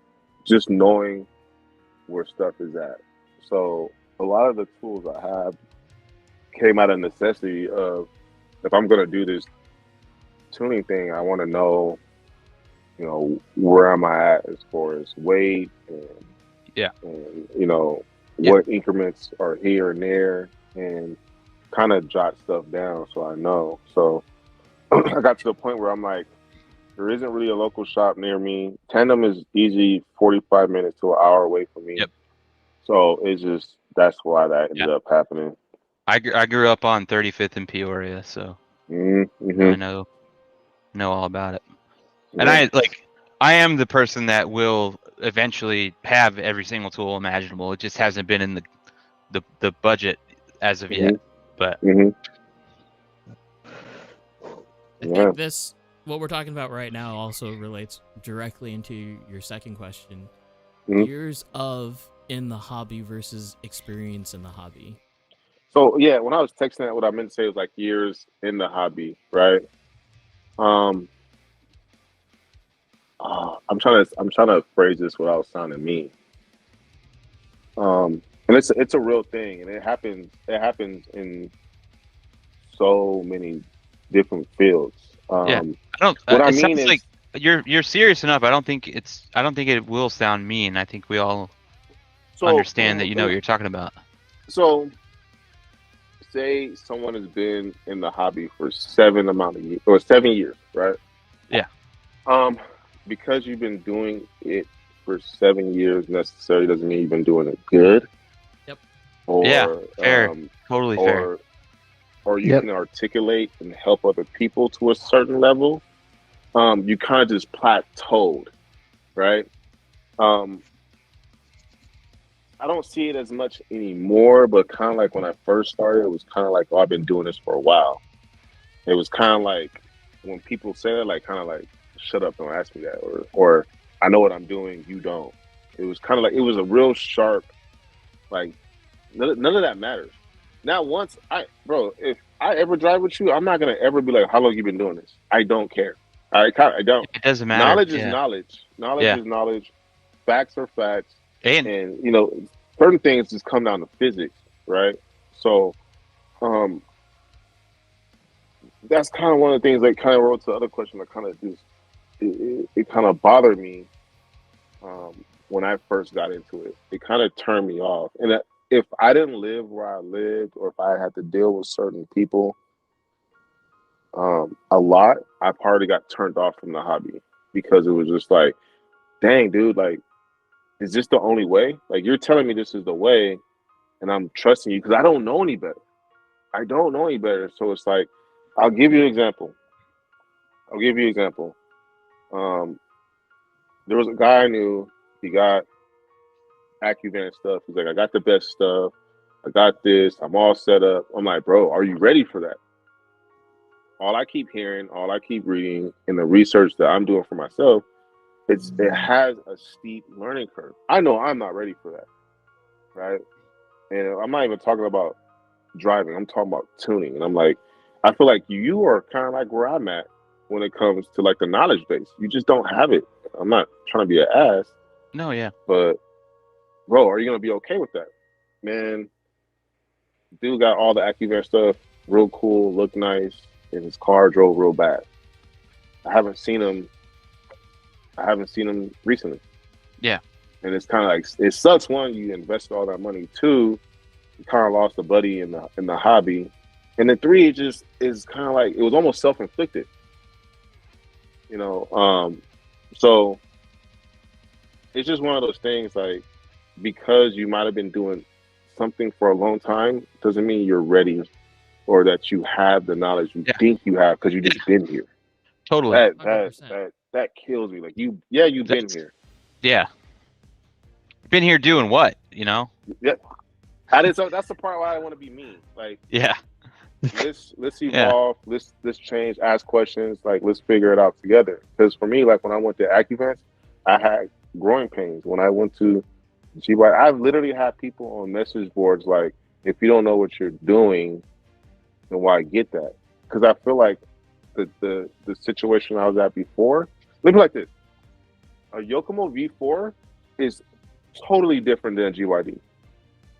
If you come from a V4, you will hurt your head going to a GYD if you don't have help. There's lack of instructions. If it is, it's in Japanese, and the translation is so colluded. Like, it's so different. It doesn't translate the same. I've been harping on that for weeks too. If you don't have someone there helping you, like, hey, this is what to look for, and try this and try that, and then you got to worry about it on the transmitter side. Yep. Like, it's a learning curve. It doesn't mean I wasn't ready, and then you have people talking down to you like like my buddy Ben is like, Trey, man, who hurt you? I know this for a fact because it's happened to me, and I've seen other people do it to other people. It's like, yo, bro, like stop it. Like, try helping someone before you put them down. And I never forget, bro. I hit, it was a Facebook. I'm not just gonna say what chat it was. It was like, hey, I'm stuck at a crossroads. I'm so used to being in a forum and getting information, and people were just like, you're not ready for it. You know what you're doing. I'm like, well, can you help me? I've been doing this for 12 years. Then you should know. You should know. Like, that don't mean nothing to me. Unfortunately, there's still a lot of people in the world in general that operate off of like a default kind of mindset of seniority and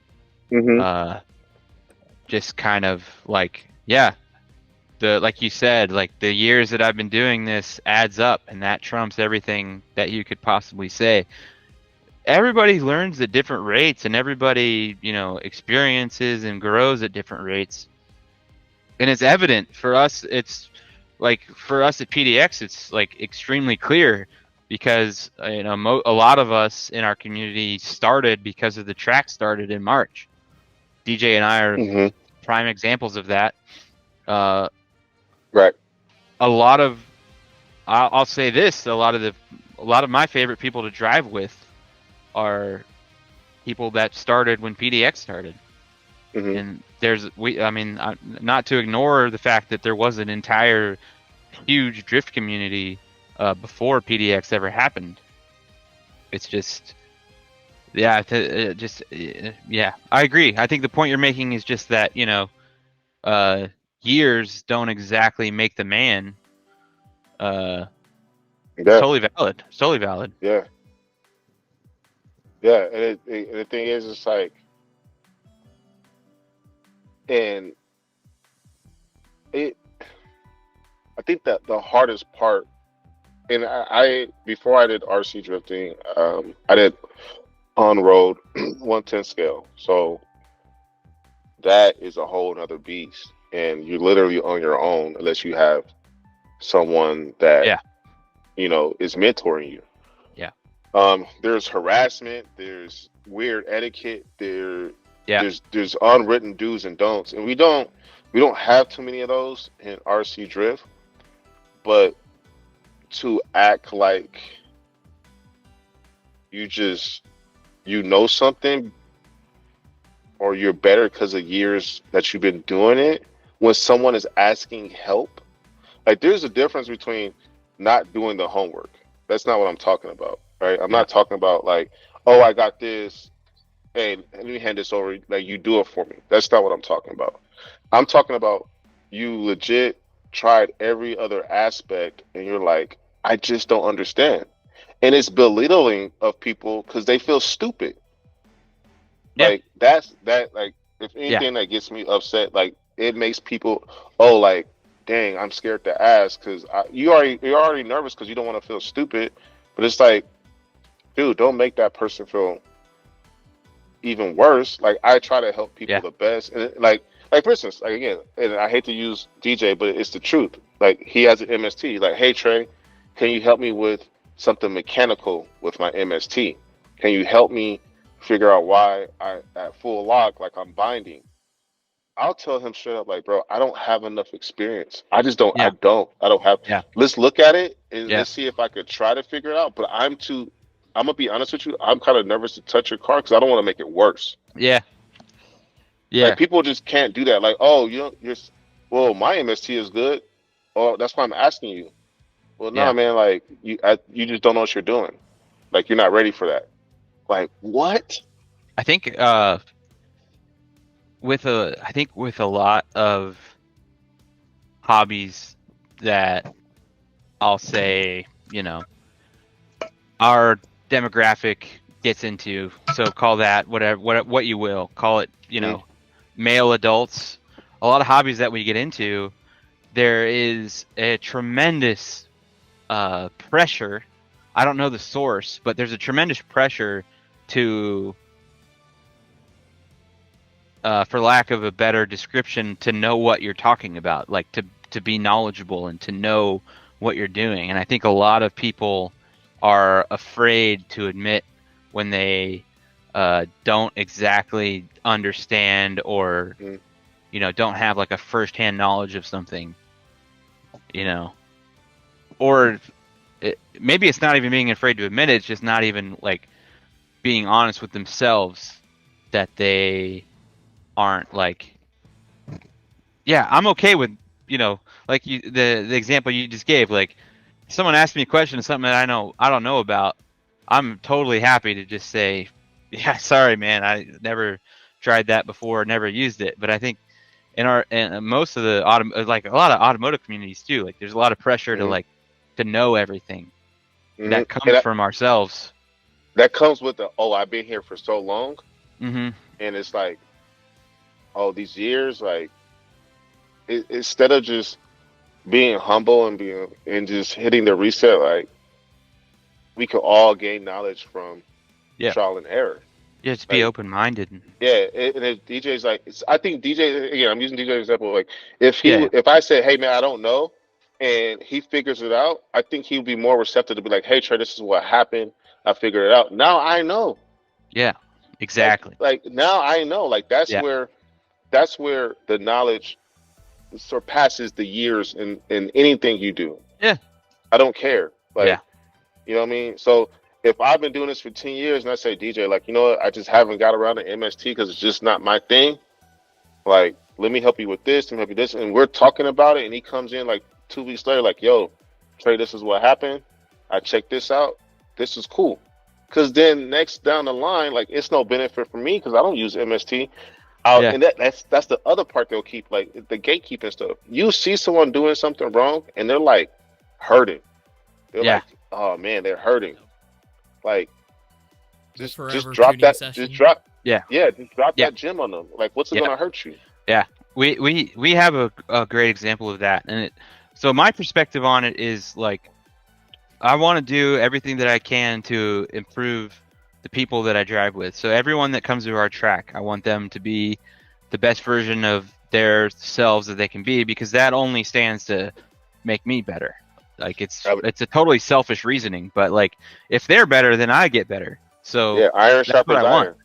So exactly. So yeah, and I think that's a big thing in the RC community, and we have a first-hand example of it. Like for me and DJ, we have a couple of guys, Kenny and Chris, who they started almost exactly the same time. I think I talk about this every episode, but Oh yeah. they started. It's just a new guest, so they started around the same time as us, and their cars were just not really set up in a way that was conducive to learning. Like they were just really hard to drive, and so I think, it makes a huge difference. Just seeing that new guy at your track and just helping them get their car into a state where they can actually learn how to drive and not just be struggling with the car the whole time. Yeah, I don't like to see that at all. Yeah, because the one thing someone's gonna yell at you real quick, and it's a double-edged sword. And sometimes, man, I be wanting to drop kick people. Seat time, seat time, Yeah. seat time, seat time. Yeah. Bro, you can't drive. You can't. Like I was joking about the Civic driving backwards. You're not gonna tell someone to accumulate hours of seat time driving backwards. That's literally what you're watching happen right now. Yeah. You're building a bad habit, and it's a callus. It's gonna hurt like hell to remove it. Yeah. And you're talking about seat time, seat time, seat time. Yeah. Like, come on. You have to get to a base, like, drivable situation, and then seat time. I mean, and with drift electronics, like, it's very easy to start in a situation with your car that is just awful. Yeah. And the thing is, it's like, my thing is, if you see someone, and there's some people that are, I'm not talking about the people that are stubborn, but the people, like, you see them progressing, they're coming in, they're putting in the time, they're asking the right questions. You're watching them wrench on their stuff, right? Man, just drop a gem on that guy, and it will brighten up his day.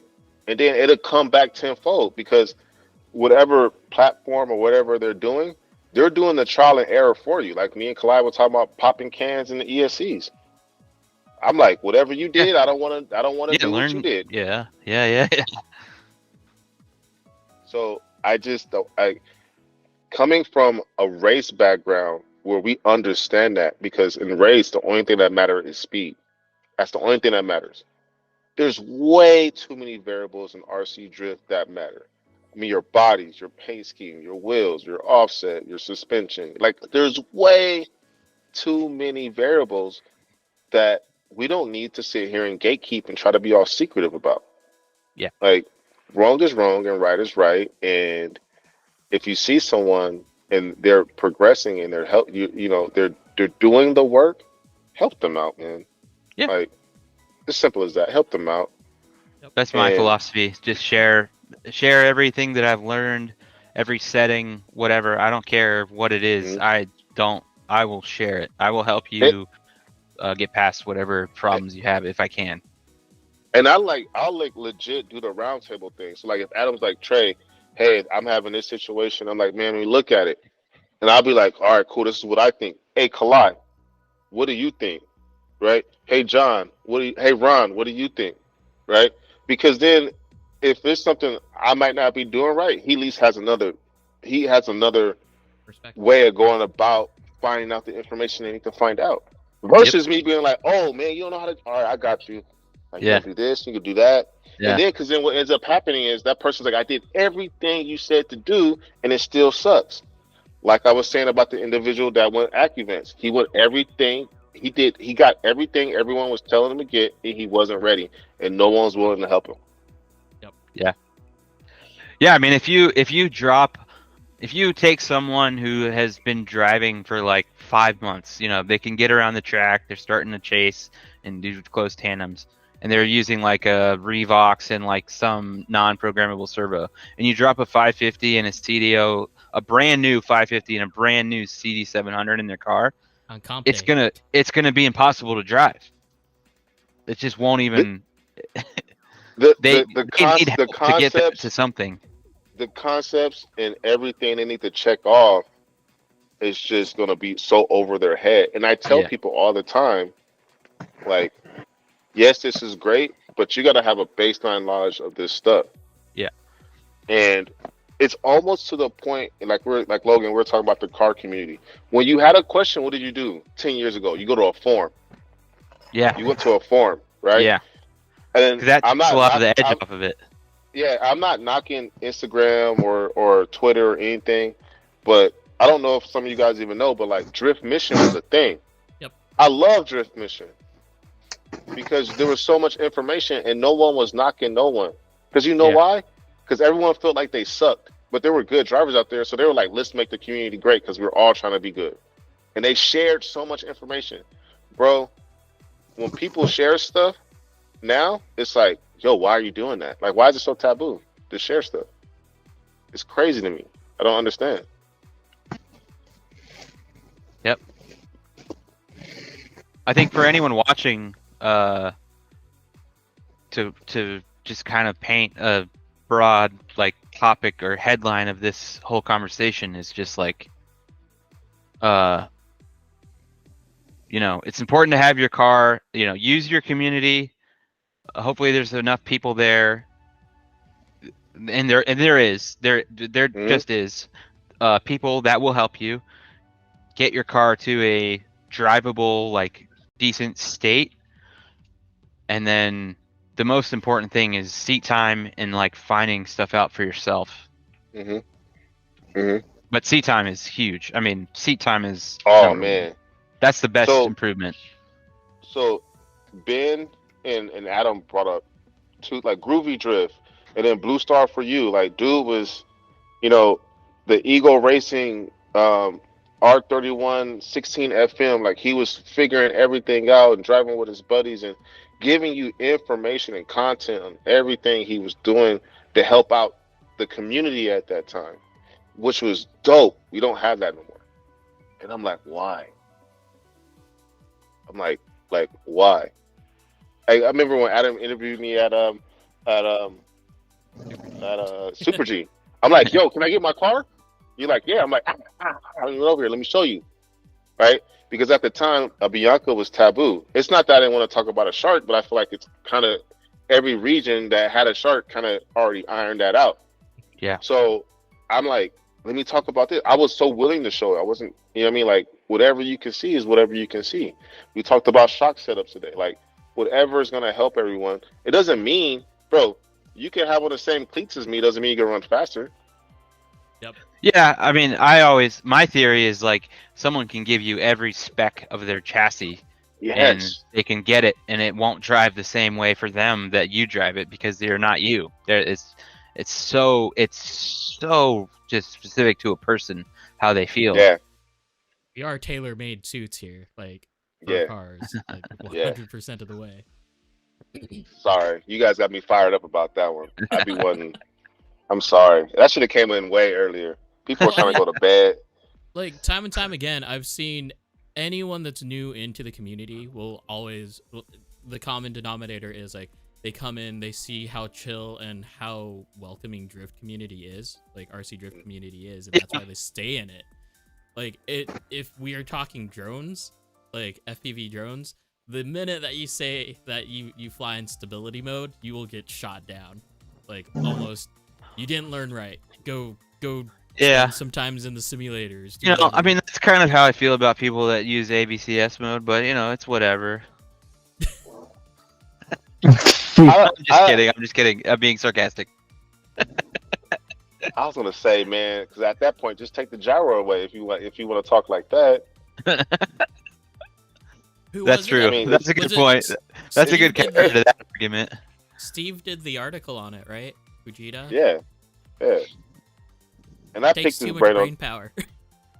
No, so I picked his brain on that, and I'm like, I told him, I said, Steve, like, you're a better man than me because I don't want to. I told him straight, I don't want to. I said, it's cool. It was a cool read. I'm waiting to see if you're gonna get back to it, but I don't want to. Again, I love people doing different stuff and reporting back and having conversations because there's just certain things I don't want to do. Yeah. I don't want to do. I don't think that I don't. The gyro makes me push the car so hard. I believe in my own physical capabilities that if I took the gyro away, I can never drive it the same. Oh yeah. That's not fun. There's you know, obviously driving an RC car with plastic tires without a gyro is a hell of a lot different than driving like an IRL car without, you know, and drifting. It's not really comparable. But if you could do it, yeah, I mean that's some dojo.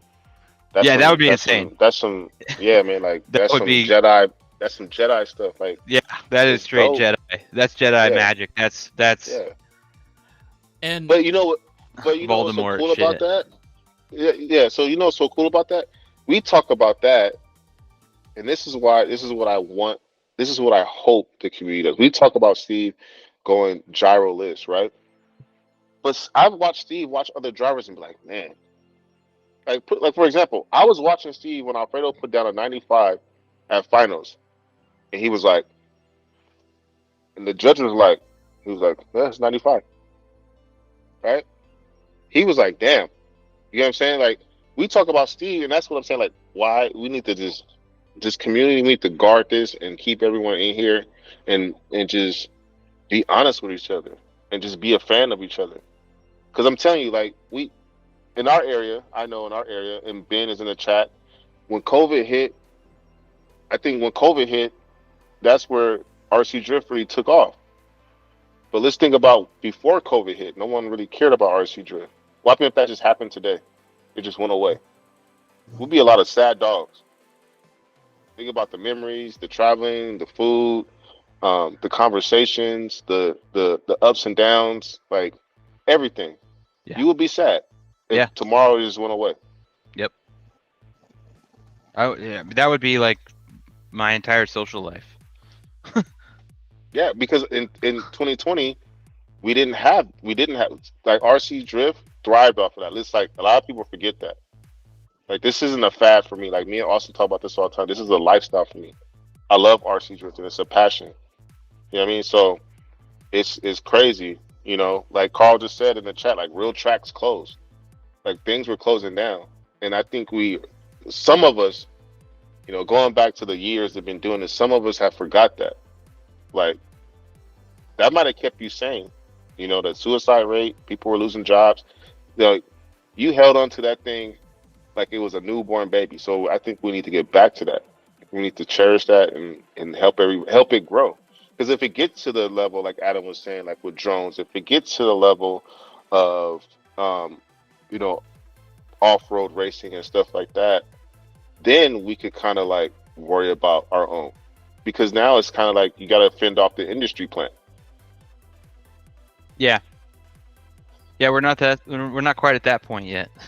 No, we're not. But then it's a different fight at that point. It's like fighting off the industry plant. Honestly, I think for us at PDX, it's like we got to keep this thing going to keep the track open. So I have zero interest in deterring anybody from joining us. We have a damn good time on Fridays, and I want to get more people involved in that. I don't want There's no point in hiding anything, and we need a bigger venue. Yeah, bigger venue. I want Tandem Tuesdays to be something to really be proud of winning. When it's just 4 of us every week, we just have the same 4 of us competing in a bracket every week. It's just like whoever wins is just like cool. I mean, it is a weekday. That is the majority of the problem. Same with Fridays. Well, I mean, and listen, like the holidays is the whole 4th quarter. So if things aren't back to normal by like February, then maybe you hit the panic button a little bit, but Yeah, it's still I it's think because yeah, it's the holiday still. yeah. For us, it's just a geography thing. I think most of our track people are put it in your terms. You know, if the track's in Peoria, they're like in Mesa. So Dude, I'm in Buckeye I when I know. go to Oh Mesa. shit, you're in Buckeye now. So I get it. I totally get it. And there's a Yeah. couple of us out here, and we had a little scare with Tandem going over to the new ownership. And Ron, shout Right. out to Ron for Luckily, taking that Ron. I over. think And I don't know the whole story of the track previously, but I think I'd be really stoked to have Ron as the owner. man, again, I said this offline with you guys. Ron is a dope guy. I truly appreciate and love what Ron's doing. I appreciate him giving us a spot. Like I said, I've dealt with things in my life, and I've had things taken away from me. And Ron carrying on Tandem and implementing new things and a new surface and a new atmosphere and a place where we can call home is good. Because Yeah. I'm telling you, I could look people in the face here locally. Like if Tandem went, then what would we do? You know? Yep. Yes, we have Bubble Milk. Bubble Milk is an awesome spot, but that is a private property. Yeah, like you said, it's And not super accessible. yeah, so again, I wouldn't want to push that on the person that lives there. You know, I am forever grateful for uh, Bubble Milk and them opening it up to us.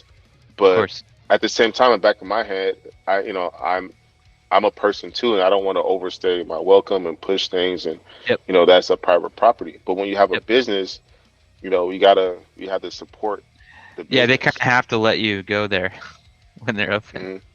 Hmm. Yep. And I think for me, at least what I experienced, like Ron has a certain ambition Hmm. for Tandem that is Hmm. very welcoming. Hmm. Yeah, most definitely. Okay, boys, it is past 11. We did it again, 3 hours. Yeah, Dang it, man. we're setting records every time. Right, it's like almost getting like just starting. Seems like Oh, it's this just is starting. average. This is average. Oh, if we're gonna wrap it up, can I just do this real quick? Yeah. To all my people, I want to shout out the tracks we just talked about that. Rolling Garage, Tandem, Scale Science, Super G, GGT, Vertex, Skyhunter. It's always a welcoming situation when I come there. If I didn't say any of the tracks, it's not welcoming. It's just I go there, I try to support you guys. Dope atmosphere, dope drivers. Next, the certain teams. I just want to shout out, of course, TechOne, all my TechOne guys. We got Bowl Milk, Slide Squad, Style Overall, Slide Assassins, Team Heartbreak. All you guys up in NorCal, I'll be there next week. So hopefully I can hit up the pit stop and I'll be at Rolling Garage. I appreciate you guys, those people or those entities I mentioned. I love y'all. Hope you are having a blessed weekend. And every time I see you guys, it's always fun. So I want to say that for sure. Oh, yeah. Man, how bad could I do I want to be able to say that? You just named off like what 7 to 10 tracks. I mean, Yeah. I kind of, in the East Bay Sliders, you know what I mean? Oh, yeah. But I kind of broke my own record one year. Well, not 1 year. Last year, I did 3 different tracks in 3 different states in 1 week. So, Nice. like I said, this is a real passion for me. It's kind of a lifestyle. This is what I do. I knew I would have a hobby when I Mhm. got older, and I just didn't want to fish or golf. So, I don't know. You might have chose wrong, man, because the golf down there is kind of insane. listen, I know all I would do is be late to tea time, drunk. Like, you know what I mean? That's Crashing what I golf do, carts. baby. That's what I do. Oh, Ben giving me heat right now. You right, Ben, my bad. Drift Dreams. Ben, I've been shouting you out all night. Drift Dreams. I apologize, Ben. That's the homie. Much love. Thank you for I love calling me it, out, though. keeping me accountable. You guys Keeping me accountable. You guys are living the dream. with the traveling and stuff, going to all the tracks. I love that. I'm super jealous of that. Yeah. We've met Chris the establishment that does basically only that. Yeah. Super cool, and we're jealous. Yeah. I mean, it opens your eyes up. You know what I mean? So DJ, if you want to hang out with your MST brothers, go back east, bro. Go back east, bro. You'll find them. I've been saying that we need to get the East Coast involved in our show a lot more, because I think they're a little bit misrepresented in the. Yeah, Anthony Torres. We got Slideworks coming up on the 27th. So right on. That works. Right on. And so just to wrap things up, kind of a future sneak peek, I guess. Next week we've got Mark with RC Basement and Scale Science, and then 20th we got Josh Remick or Florido with East Bay, and to the 3rd we got Vittorio. That's a big episode. And 17th, Max Now. He's a viewer. He's out in New Jersey. So we got those guys. Right on. If you want to be on the show, hit me up. Yep. I just want to say real quick, Trey, we'll talk after this, but just so I can say it on air, that was a great show, man. That was very enjoyable for me. Thanks, guys. Thanks for having me. I had a really good time. It. Like I said, I just kind of do this back in the day. Yeah, it's like you've done this before. But stay on and we'll chat after. I'm going to press the end stream button. Thanks for having... Well, wow. Thanks for hanging out with us tonight. It's all right, Adam. We got you. Right. Okay, later. Have a good week. Until next time. Later. Later, boys. Later.